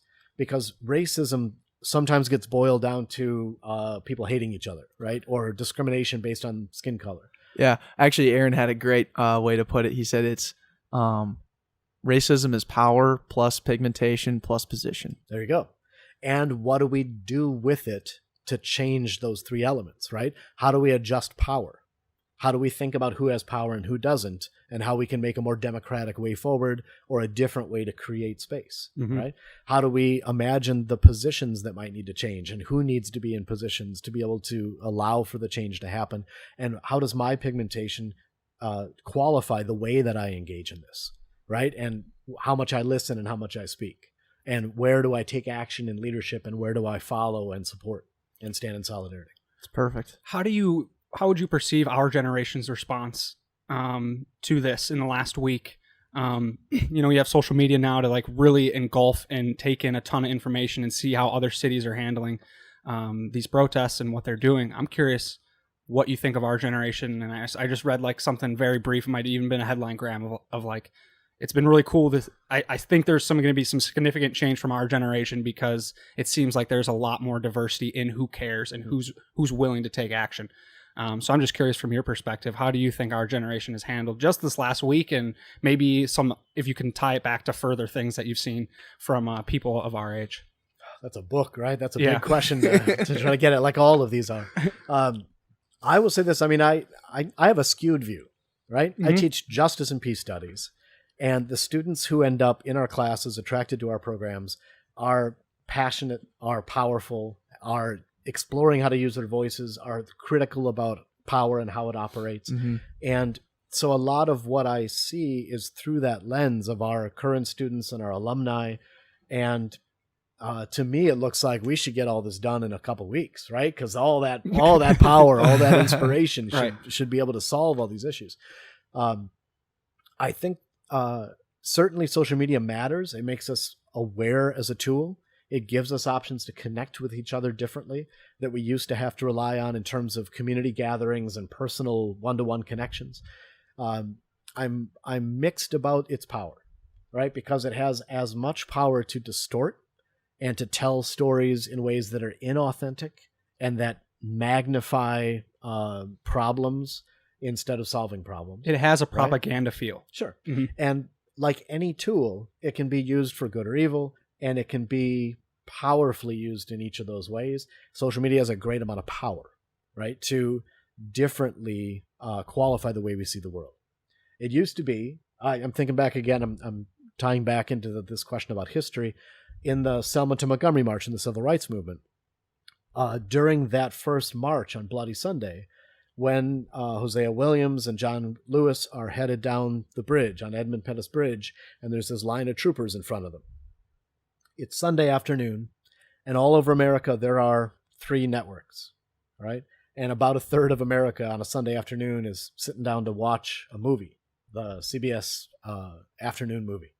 And in the middle of that movie, they break, right? And it's news flash, Selma, Alabama. And they show state troopers just beating the tar out of nonviolent protesters, riding over them with horses, gassing them. And the news flash came during the afternoon film, which was the trial at Nuremberg, about trying Nazis for their war crimes. And in that trial, people saying, I'm not guilty because I was just following orders. So imagine you're watching as Americans, as victors of that war, you're looking back on Nuremberg and the Nazis, and you're watching this movie and you're feeling very, justified, and you're feeling like right won out. And then you see this news flash of your own country beating nonviolent protesters, right? And those 3 networks had all the power to tell the stories. Now, I don't even know how much people are watching TV. I mean, we turn it on now and then, but a lot of it comes through social media. A lot of it is through podcasting. A lot of it is through YouTube or other online sources. And that means we've democratized the power of media, but it also means anybody can throw a story out there. And if the story resonates with me, I might not be critical about it. I might not find out who posted it. And if it's true, I might just throw it back out. And the more people throw it forward, the more it becomes the truth. Right. So again, social media's got that power to tell us a story in a way that's really direct, that gives us all storytelling ability. But its power, its importance in terms of social movements is how critical can we be as we take in that information and decide whether to pass it on or not. Yeah, we had that exact conversation the other night of, we have taken all this information in through Twitter, Snapchat, Map, Facebook, you name it. We're on there absorbing it. I've not one time tuned into CNN or Fox News. Yeah.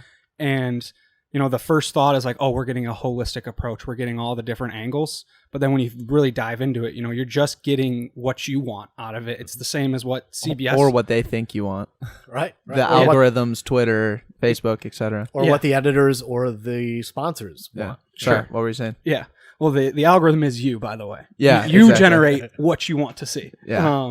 But the idea of thinking that you're getting this whole picture perspective by having social media now is flawed, because you now are going to actively seek what you want to see and also actively seek the extreme of what you don't want to see. So you have just reinforcement of it. Versus, like, you know, people are very highly critical of CNN and Fox, as I am, because I clearly haven't watched any of it, but they are pushing the same type of narrative. It's just in a TV version way. So there really is no answer to get like the best news, but it's the way to do it is being critical and understanding, like, the thing that you just read isn't necessarily the answer. But why does that resonate with you, and where do you take it from here? Yeah, that self-reflection is very important, and a sense of critical media literacy. How do we engage with media in a way that keeps those questions at the front of our mind, right? That doesn't just take in without that kind of self-conscious reflection, but is always kind of saying, like, who's benefiting from this, and who's not being heard here, and why are they telling me this story versus others? One of the activities we do in class, and frankly, I need to update it more for other kinds of media sources, but we try to take a single story and then find 5 different media outlets that tells that story, right? And we intentionally look for a left-leaning source in the US, a right-leaning source, a corporate media source, an international source, and something very, very local to the story. Mm-hmm. And when you line up those 5 different sources, it's incredible about the different ways they tell the story. You have this reality that happens, right? The actual experience of the thing. And then you have 5 different sources who emphasize this, leave out that, add a bit of their own story, put a spin on it, use emotionally charged language, blame someone. And in one way, that's overwhelming. Like, what do we listen to then? How do we ever find out? But the more we do that, the more we can start identifying, well, that source tends to do it this way. This source tends to pay attention. And it's not just this kind of left and right thing, right? It's, a lot of left-leaning sources will tell a human interest story and add a lot of emotion to it. A lot of right-leaning sources will talk about what it means for business or what it means for the dominant culture. And corporate sources will think about what it means for their sponsors. And the more we get to know how different sources tell stories, the better we can critically analyze the story they're telling us. It's hard work. It's a lot of work, but it is something we can become more adept at doing. Mm-hmm. To update it, I'm gonna bring back Snapchat Map. Yeah. This is one of the first times I've actively used it. It's a feature on Snapchat where you can see, the entire global map, and it heat zones what areas there's a lot of videos. So right now, if you look at Eastlake, it's like a big red circle. And because there's a lot of people posting videos of what's happening in Minneapolis. So all you have to do is click on that, what you think you want to see. It's all heat. It's showing you by levels of heat of how much interaction there are. So you click on one that's high involvement, and you see in real time who's putting up videos. Mm-hmm. It's strictly videos of first person perspective of what's happening there.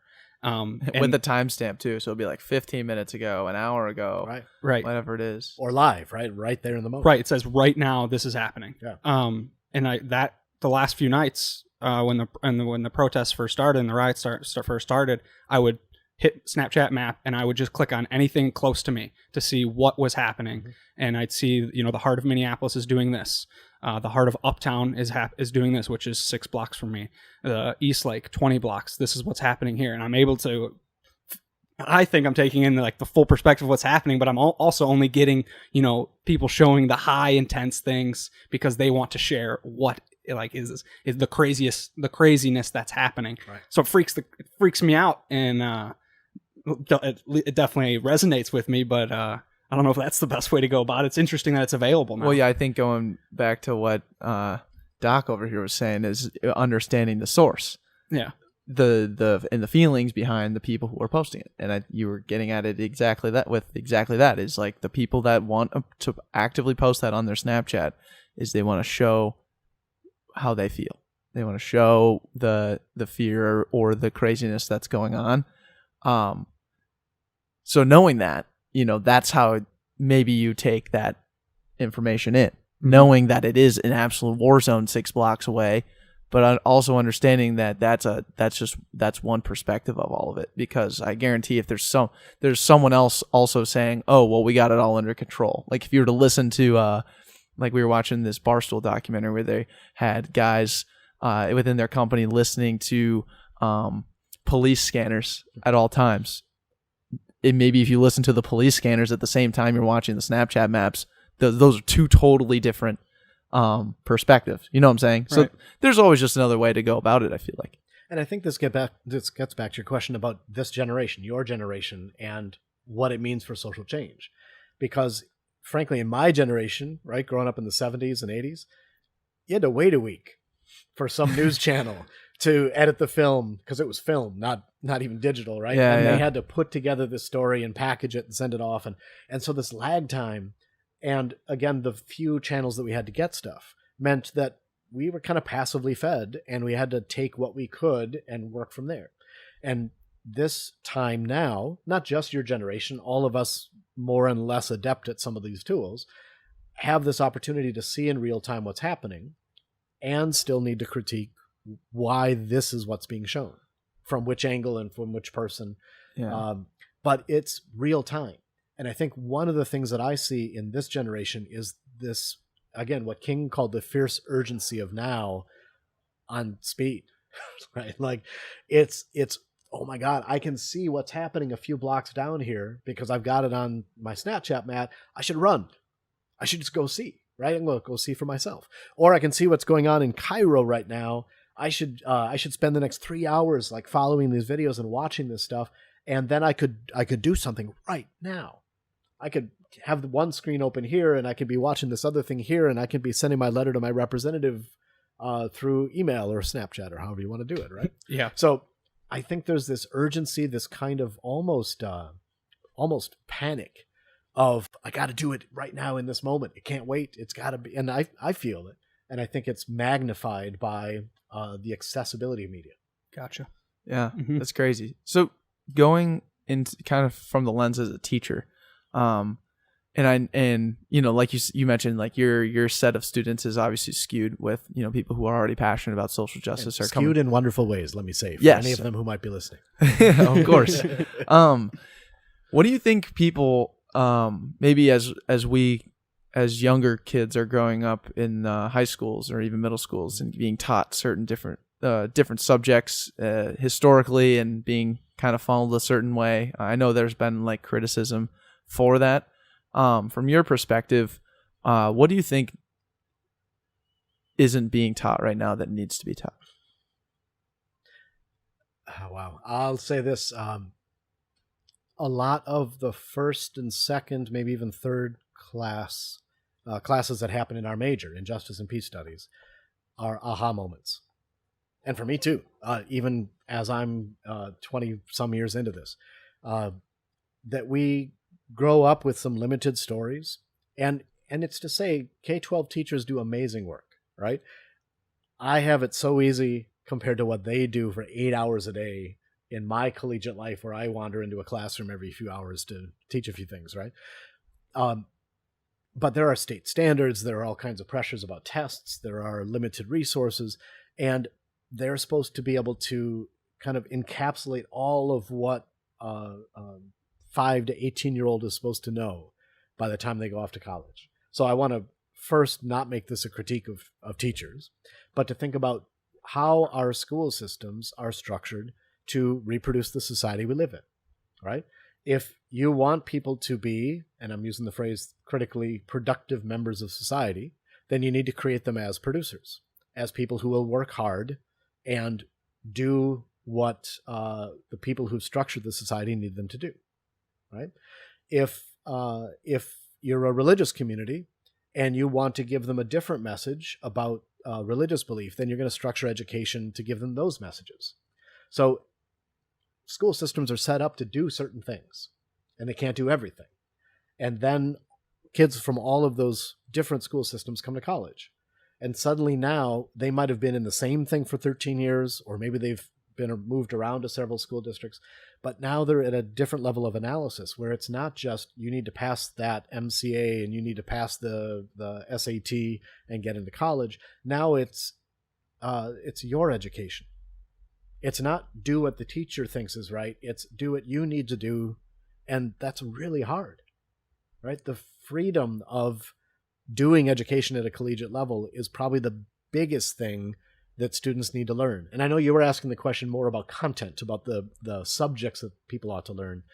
But I think the hardest thing is that we do a lot of training of students through our systems, and especially through standardized testing, of taking things in and spitting it back out, right? It's what Paulo Freire calls, he's a Brazilian educator. He's kind of the originator of popular education and critical pedagogy. I had to work in the word pedagogy for some of my students. I was just about to say you're the master, or you study and do a ton of research on pedagogy. Sorry, and pedagogy, just how we teach and studying how we teach because it matters. Yes. Because it produces different results, right? And so Paulo Freire would call it the banking model of education. We train students to think teachers have information. You are a blank slate or a blank box. I'm going to deposit that information in you, slam the door shut, done, right? And then you spit it back on a test. Well, it's not really education. That's a little more like indoctrination, right? Or at least it's just rote education. And so when students come to college, what they really need to figure out is how to learn and how to make the education their education for their own purposes instead of whoever decided what they should know by the time they got to that certain age, right? You have choice, you have decisions to make, and freedom. And freedom's a wonderful idea, and it's scary as hell if you've never had it before, right? It's really hard to know how to take responsibility for your education when you haven't had a lot before. And it's hard to know what to do with that freedom and that responsibility as you start to imagine your life going forward and how you want to set that direction for yourself. So that's probably a really big and abstract answer to your question, but I think that's the first thing students need to learn is how to become learners in a way that is critical, that is responsible to themselves. Yeah, and I think like part of my journey through that how to learn, because I'm still learning how to learn every day, and I think that's like one of the biggest. It's a great part of life, the fact that we won't ever know everything. Right. But also what to learn and why you'd want to do it, right? My journey as an engineer versus Andrew's journey into being in digital marketing versus Marcus wanting to be a video producer, to even Jack Birkin here, not knowing what the hell he wants to do. But there's plenty of people like that in the world that don't necessarily know. What do you say to those types of people when they, when you're saying let's learn how to learn, how do you get them to follow in that path to be obsessed with it because it's tied specifically to something that they like to do? What would you say to someone? I mean, I've got a bunch of answers to this, but one of them is that this is what the liberal arts are supposed to be about, right? You're supposed to be able to come into college and fulfill these requirements, which may seem onerous, which may seem like you're being forced to do something. But if you have to go study history and literature and sociology and sciences, you're being exposed to things in new ways, and you might just find your passion there. You might just find something that you didn't know you were looking for. And it's an opportunity to really explore before you start narrowing your path going forward, right?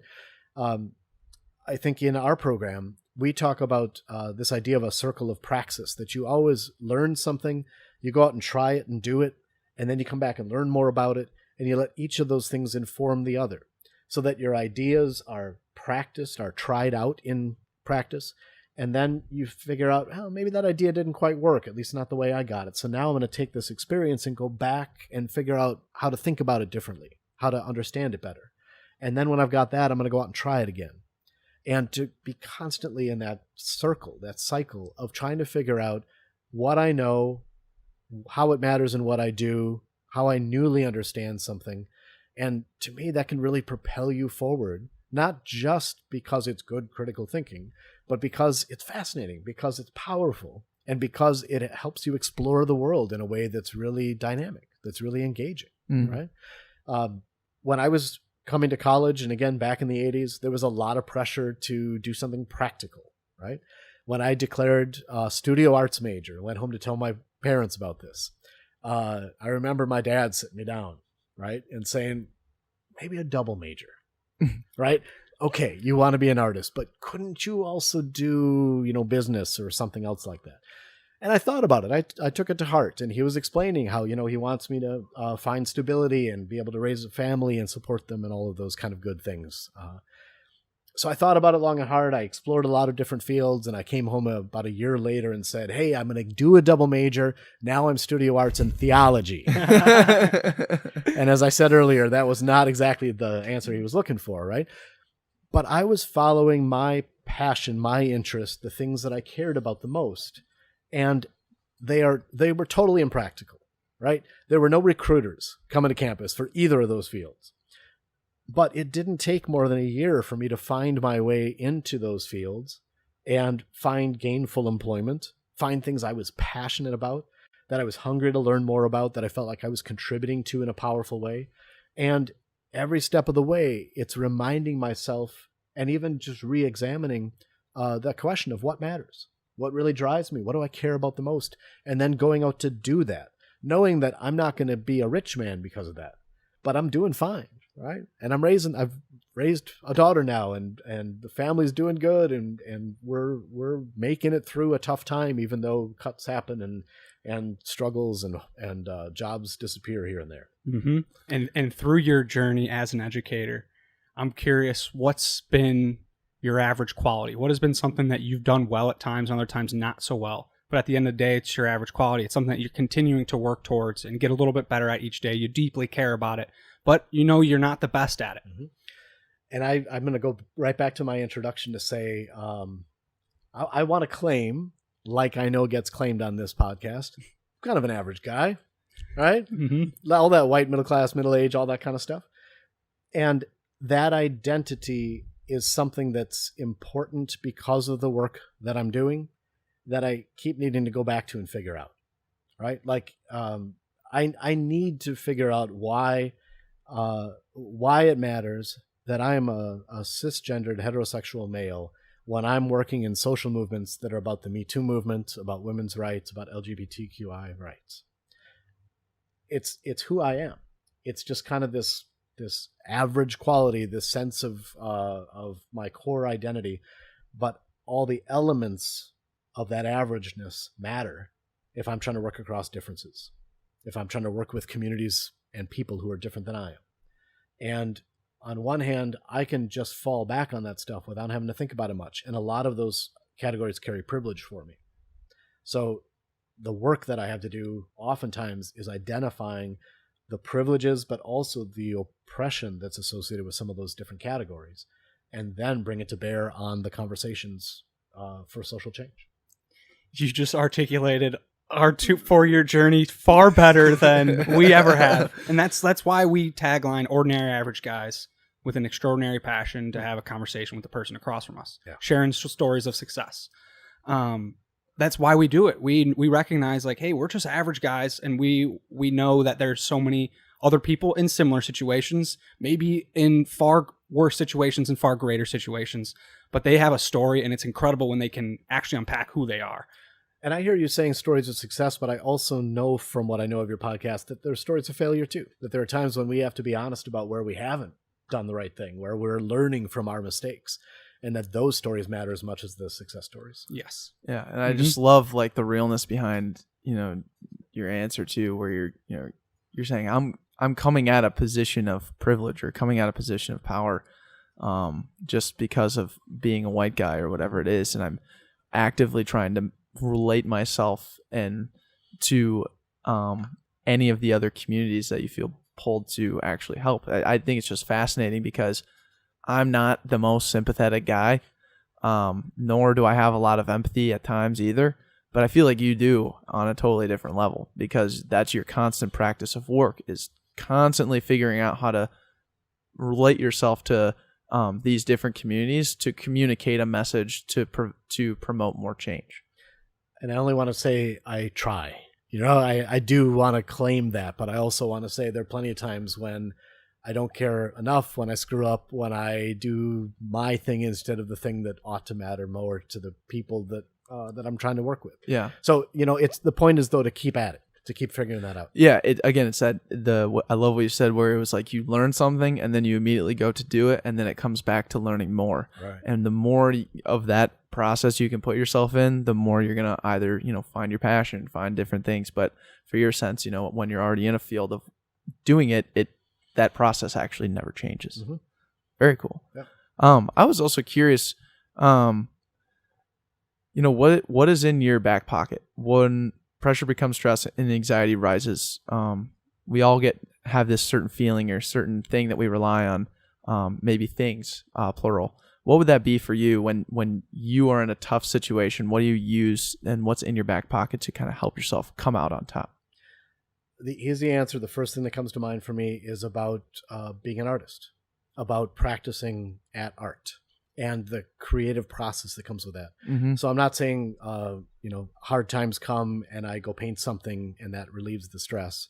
It's more like we do a lot of analysis out of one side of our brain, and there's a lot of work that I do in a university that's very much coming out of that kind of left brain approach.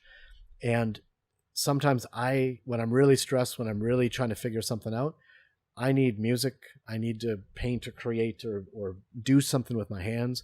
I need to activate that other side of my head that sees differently, that takes things in new ways that challenge some of my thinking, that tries to connect things that don't have obvious connections, or that helps me resonate in a way with something that's happening out there that connects it to my heart, not just my head. It's that sense of trying to, all art is just in some ways about seeing differently, about feeling through what you see. Mm-hmm. I love that. And I was a little shocked when you said art. I didn't, because, I'm reading your St. Thomas bio, and that's like the extent of my research of who Dr. I'm Mike glad Klein you did is. research. Our research, yes. Yeah. And a that. conversation with Jack. He was that was 5-6 years ago when he was a freshman taking your course. But the artist piece, and then there was another thing. Are you a big coffee guy? Is there something with coffee behind the scenes? Maybe too much. It might be a problem. Okay. But I'm fascinated by coffee, and I'm gonna give this warning again. I've taught a semester-long course on coffee, so there's a lot to say here. You're kidding. Right? Perfect. No, it's a seminar that we do through our honors program. Sweet. I love drinking coffee. There is that. Mm-hmm. But I've also partly through those volunteer programs picked coffee in places like Guatemala and Puerto Rico and Mexico, and there is something in coffee that helps me see the world. Right? When you've got a cup of coffee in front of you, you've got international relations, you've got a supply chain, you've got the environment, the natural environment, you've got labor issues here and in producer countries, you've got climate change. All of that is in that cup of coffee, right? So I love teaching about coffee and using it as an example. And this comes really out of that educator I mentioned, Paulo Freire, talked about education being most powerful when it's in our lives, when it's something that we can immediately relate to, but use it to expand our understanding, to generate new ideas by connecting what's in our lives to the rest of the world. Mm-hmm. So by drinking a cup of coffee, I can remember the communities that I was with picking coffee. I can think about the choices I made about this coffee or that coffee, because some of them have more just supply chains and some of them are rather oppressive in terms of their supply chains, right? I can think about, the coffee that is shade grown in Latin America supports songbird communities that are now migrating up here for the summer. And the coffee that I pick, in a very real but kind of indirect way, determines which bird shows up at my bird feeder, right? From that cup of coffee. Uh-huh.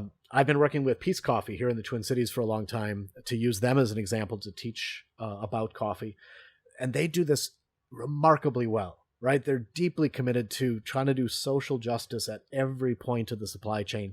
So they bike deliver coffee within 10 miles of their roastery down on Lake Street and 22nd. So think about you as St. Thomas students, the Marshall Avenue Hill, and biking up that hill with 400 pounds of coffee in a trailer, right? That's commitment. Yeah. That is serious work. That's gnarly. But they also have pictures of the coffee farmers that they work with on their bins. And every time they roast coffee, they're looking at the faces of the people that they met last time they were down getting coffee before they roast it, thinking about that connection, that community, that solidarity that matters, right? And then one of the things I love that they say is you can have the biggest heart, the most empathetic, most committed person.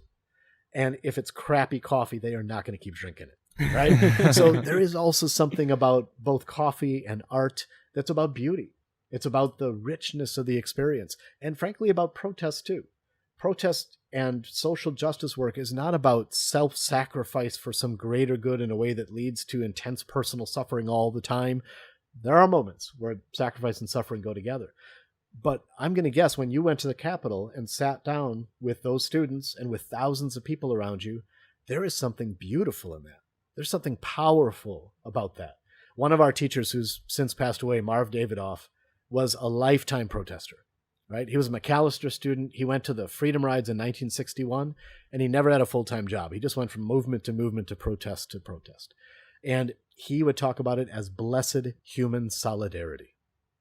That every time you show up in a protest, it's like an affirmation of humanity. Sometimes on the news, it looks like breaking windows and violence and anger. And yeah, there's a reality to that too. But an awful lot of protest and demonstration and work for change is about this beautiful human connection and about this sense of power together in a really profoundly beautiful way. Mm. What are your thoughts on cold brew coffee?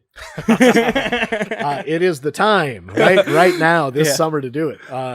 Yeah, I don't have my little carafe in the fridge brewing right now. I should do that. Well, hey, we got you covered. We actually are sponsored by a cold brew company, St. Thomas Run, Busy Coffee. Oh, and after this podcast, we'll give you a free bottle. And I'm sure they'll be hitting you up after your illustrious and wonderful knowledge behind coffee. So do not worry about a shortage of it. It's phenomenal coffee. But that was so cool to hear, like how there's so much rooted in a cup of coffee, and it's something that you do routinely every single day. Yeah. I think that's just a very thoughtful way to look at it, and to take that bit of analysis and apply it to something totally different. There are plenty of things that take a lot to get to it. Mm-hmm. Like a LaCroix can, for example, like a candle, like anything, like a podcast. Sometimes people will come and sometimes all we're trying to do is get people to click on the podcast, but people don't necessarily recognize that, it takes 8 hours to get one of them out, And in that, part of what I love about it in a supply chain analysis that's not just about profit, but about connecting the dots, right? To get coffee to us, there are ships, there are trucks, there are warehouses, there are people all along the process. I'm a little geek about this stuff, right? I geek out about coffee. I did a study one summer. There are about 120 hands that touch that coffee from the tree to your mug. 120 people all along that supply chain. Mm-hmm. And then imagine the truck that delivers it, right, to your local grocery store. That truck has a supply chain that goes out almost into infinity for every tire and gauge and panel, right? And those supply chains are overwhelming in a way, but what I love about it is that it shows how interdependent we are on each other. If I want my morning cup of coffee, I need 120 people and all of their families and all the people who built those trucks and all of those systems. And not only are we then interdependent in a beautiful way, but at every step of that chain, we can do better.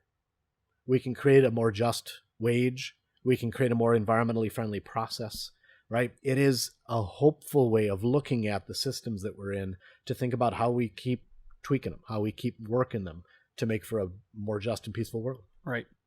It's beautiful. It's awesome. So I had another question that had to do with, again, your role as a professor at St. Thomas, knowing and given the kind of situation that we're in with the pandemic and seeing colleges go online. Obviously, for this past semester, you went online, and a lot of the challenge that I see now moving forward, if colleges want to remain online or if they want to have an in-person experience, which I personally side with, knowing that I had 4 years of being in the classroom. I loved it. How do you, as a university, as a professor, how do you move forward, right? Because there's definitely going to be a side where you're going to have to be doing online classes and trying to elicit the same response or emotion in your students in the virtual world. But then at the same time, students are paying a lot of money for your classes, right? It's a very expensive college. And if you take away the in-person part of it, how do you justify the cost? Yeah, we're wrestling with that. It's tough. And it's both for individual faculty, but it's also for universities to figure out how we do this, right? 100%. And obviously the first thing that has to happen is concern around health, and especially for people who are most vulnerable, right? That means for students, it's people who are immunocompromised, who have family situations that mean they can't bring that virus home. For faculty, we have older faculty who also have to be even more careful because of the virus. So I want to be in the classroom. I need to pay attention to what is healthy and right to do. And we're going to find that balance somewhere in that tension. It's not easy. And I really imagine between now and September 1, we're going to make a dozen decisions about that. And it's going to go different ways depending on how the pandemic is showing up, how spikes happen, how we reopen or close down again. There are going to be a lot of decisions along the way. From my experience over the last 8 weeks or so of the semester, there are ways we can do online learning better and worse, right? I did a lot of live sessions on Zoom with students. It's not as good as being in the classroom. But even on something like Zoom, you can do breakout conversations. You can do case studies. You can have students working together in small groups or one-to-one outside the classroom. We can flip the classroom in a way. In other words, the lectures or the movies or the things that we would use in a classroom, we might have students watch ahead of time. And then when we do get together online, we can really focus on in-depth conversation, right? Like there's an assignment I love to give. It's called a critical question, where we ask students to read something, but then not just give a writing summary to prove they read it, but to write a question for discussion that gets deeper into the text, that interrogates the power dynamics or investigates the meaning or the theory behind it. And then they can come to class and ask that question to me, ask it to each other, or work it out in a small group. And it can be a really dynamic process, right? For introverts, online learning has some real benefits. In a classroom, you all know there are the 4 people who always raise their hand, right? And the ones who are right there with an answer, and they're very extroverted and they want to talk it out. And then there's everybody else in the classroom who would rather have some time to think about it, maybe write about it a bit, kind of work it through, and then have a small group or a one-to-one conversation. And there are real benefits to what we can do online. But in terms of the whole college experience, right, it's going to be tough to measure up. It's going to be tough to be doing everything virtually. I don't know that that's going to be the case yet. St. Thomas, lots of other universities are saying we're going to come back in the fall, but it would not be back in the way that we'd recognize it from last fall, right? We're thinking about if we have a Tuesday, Thursday class, maybe 10 people come on Tuesday and the other 10 come on Thursday. And then we have social distancing in the classroom, and we have thoughtful protocols about how we do sanitation or sanitizing of everything. And when you're not in the classroom, you're doing something online. And it may not be as good. There might be some benefits that are better. College online is a different thing. It's not always a bad thing, right? But it is going to be a real switch, and it's tough. And I miss the students that I usually get to be sitting in the classroom with. No, I'm right there with you, man. I guess part of it too is just understanding that regardless of what you do, when we all quote unquote return, that normal is completely new. Yeah. And I think attacking it with the same aspects and light that you've shed on attacking everything is attacking it with like understanding that it's okay to be uncomfortable in those situations, and through that you change and grow and learn. And I think when we often say go back to normal, but really what we're saying is go forward to something new. Yes. Right? Yes. Because normal wasn't working for a lot of people. Right. Right. And in this moment, both because of the pandemic and because of the social movement swirling around us, and this particular moment with George Floyd's murder, we're re-examining. We're starting to think about people who are more vulnerable, who've been left out, who've been erased, who've been silenced. And there's opportunity in that to try to figure out, if we have to redo things, how do we differently include people? How do we respond to people who haven't been heard? And how do we go forward in a way that gets us to a better next normal instead of back to the old? Yeah, that's a great way to put it. I absolutely love that. And to kind of continue Backpocket's path forward, I'd love to tap into your network and ask you, who would you challenge us to have on this podcast? I have so many names that I think you ought to be investigating. Okay. And of course, it's all kind of in my first order world of social justice movements. And, so the big categorical answer would be people leading social justice movements, people participating in them, right? And there's so many movements swirling around us. That's a big list. That's a big, long list. I think some of the people that come to mind right away are people locally who would be accessible to you, or people in Minnesota that could give a perspective. I don't know how much in your podcast you've had people from greater Minnesota, or voices from outside the metro area. So it'd be interesting geographically to spread out a little bit. I'd love to see someone like Winona LaDuke. She works up on White Earth Reservation, and she works with Honor the Earth to think about clean land, clean air, clean water, and indigenous rights. And she's been working most specifically lately on the Enbridge Line 3 project, trying to put a new pipeline for oil through Minnesota that editorializing now doesn't need to happen, is promoting climate change, and isn't economically feasible given everything that's shifting to green power. Right. But she's been an activist on all kinds of movements. She was a vice presidential candidate with Ralph Nader in the 90s and early 2000s. And she's got a killer name. Winona LaDuke. You got that rocks. It rocks. And she is a powerful storyteller, an amazing speaker. And again, out of my own interest in my own story, trying to understand more of the indigenous or Native American perspective here in Minnesota that is so central to our history and so unknown to so many people. For sure. I like that. Some person actually I would like to connect to you, and you probably already know her, Marnita with Marnita's Table. Have you ever heard of? I know of her, but I don't know her. Okay. Yeah. So we work, we're kind of on her team now, and we produce her podcast actually, and then we work with her just with community stuff. So I'll put you guys in touch. You guys would hit it off. I'd also love to recommend Lee Wallace, the CEO of Peace Coffee. Okay. Right? She'd be a fascinating one to talk to, not just about the coffee in your cup, but also about shifting from, they used to be a for-profit subsidiary of a nonprofit policy institute, the Institute for Agriculture and Trade Policy. Now they are a benefit corporation, a B Corp in Minnesota, that's trying to do business as a for-profit entity, but do it in all the right ways. Gotcha. Right? Got it. So there's kind of the business angle to it, but also the coffee side of it. Yeah, that'd be fascinating. I'd love to recommend Ricardo Levins Morales, the artist I mentioned who's here in Minneapolis, who does such beautiful work around so many good social justice issues. You know what? I'll make a list. How about that? I got plenty of other folks I'd love to recommend. Sweet. No, we're happy to have them all. That's awesome. Seriously. But does that bring us to our final question? I believe so. Unless you have any questions for us. I would love to know, given that this was your first protest and that you're kind of stepping into this, where do you go from here? I know you asked me for that kind of advice, but what do you imagine happening next or down the road?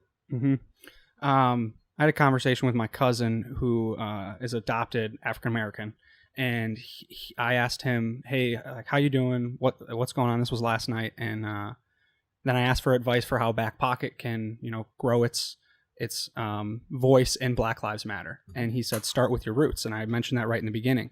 But what does that mean to me? There's like I'm Italian. I have 25, 26 cousins and many aunts and uncles, and I can influence them. But I think the way to do that is through my actions. And I had a conversation with my other cousin, and she's like, "You should have on a creator who's a video creator for these protests." He's in Chicago. So I'm like, if I have him, I don't necessarily think he needs to, or it's tough to do these podcasts because they're 3 hours long and it takes our full attention. But how can I scale this a little bit more aggressively, but in a short-term way that leads to long-term stuff? So as I'm thinking through this out loud with you in front of me, I have an idea of having this creator. His name's Mazi Oli, and he writes a blog post on our website regarding the video that he created, like why he did it and the intention behind it, to bring some more light and bring our traffic to that video creator. And then I ask him the same question I just asked you: who should I have on next? Because I don't want it to feel like it's a token one-off situation where I'm just bringing light to him. I think having him challenge me to tap into more of who he has, or, use that same thought process with someone else, and bring more light to creators, to people that are trying to push a message, push a narrative, and give them the time of day of full creative freedom to, write up their intentions and why they're doing it, and use our audience and our traffic to push more people to them and help them grow their voice. Yeah. I think that'd be a little cool, and it's going to, help me learn a ton and hopefully help the people that are doing it grow their brand. And I love that idea of working from where you are and taking that next step forward from there. Yeah. And I think a lot of what Andrew is saying is like a lot of what we do and what we've always done is rooted in how curious we are in in whatever is going in our lives. So obviously with the protests, we get curious and we're like, oh, we need to have someone from the Black community on. We need to start talking and diving more into this situation. And then it goes from that learning and doing, and then that reiterative process. Now that we do have the awareness, now that we have looked in a little bit and realized, oh man, we should have been doing this a long time ago. What the heck? Just channeling that curiosity to the things that matter, right? Once you realize that racism is a big topic and needs to be talked about and brought up and normalized and continued to be pushed forward for the rest of the times until it's gone, right? Mm-hmm. That is a channel of curiosity that Backpocket can just continue to tap into. As we continue to do it, as we continue to learn, that process is only going to be more refined, right? We just started last week. Right. Think about where we could be in a year. And think about the ideas that Andrew brings to the table with, it doesn't have to be a 3-hour podcast every time, but shift your medium. Shift it to something else. Highlight a different creator through written content. There's all kinds of different ways you can do it, but it's all rooted in the curiosity and rooted in the passion to actually do it. And I want to applaud you and invite you and challenge you both to think about how you reproduce society as it is, how you transform society through this work, right? Yeah. And now you're on video and on podcasts saying you're going to do this next thing, so now you kind of have to. Right. And that's why we do the podcast. Yeah, so we can hold us accountable. Yeah, holds us There you accountable. go. Yeah. Accountability is off the charts with Backpocket. What's funny is he'll listen back to the whole podcast and show note the thing, and then he puts in brackets like funny could be an Instagram post, inspiring could be on LinkedIn, regardless what it is. But he'll write down like what we said and an idea we had, and it'll just be in brackets like hold yourself accountable. Nice. Yeah. And so it's our Google Doc is hundreds of pages long, and if you just type in the word accountable, you can see all the things that we've said about ourselves. Yeah, you keyword it. Yeah, you keyword it. I should do the same thing about every lecture I give and everything I do in the classroom. There you go. Love it. But it's hard. Highly recommend it. Yeah. But it's all a learning process, and I think that brings us to our final question, Yes. which is rooted very much in the now. What did you learn today? I have to admit, my first thought is can't wait for that cold brew. That sounds great. Thank you for that. But, Yeah, no problem. Busy cold brew. Busy cold brew. We also we have a mug for you as well. We're sponsored by Mug Company, so I love it. But tons of good stuff. that was the first thing off. What I'm really thinking about, what I really learned today, is I think thinking through again how to prioritize, rethinking my classes, the way that I do education, to think about the questions you've asked around your generation, around your use of media, around how podcasts like this can be a part of the educational process that we do. I'm 52, and sometimes I coast on stuff that I've been doing for a while. So I think the learning for me today is to have some integrity with what I've been promoting to have that learn about it, do it, go back and learn about it cycle. That I need to investigate, especially if we're going to be online in our classrooms, but to bring to all of the teaching that I'm doing, to just refresh that commitment. Awesome. I love that. I really do love that, because Andrew and I are over here, out of college, already in other areas of work, and now I'm starting to realize there's so many more outlets for education now. Mm-hmm. That sometimes people challenge all the time. Hey, well, what's the point of going to college if you can just go on YouTube and learn how to do certain things here and there, right? And that's sometimes a flawed argument depending on what you're talking about. But again, those resources are out there for everybody. Why not they just be resources for someone that is educating, like a professor like yourself? So I would, yeah, absolutely. Dive into more podcasts. Dive into more YouTube stuff. Dive into more Snapchat maps. There's like plenty of stuff, and we'd obviously love to help you out with that. Mm-hmm. I appreciate it. Thank you so much for the opportunity today. Yeah, yes, absolutely. Thank you. That's a wrap. Cool. Good moves. That was awesome. Thank you guys very much.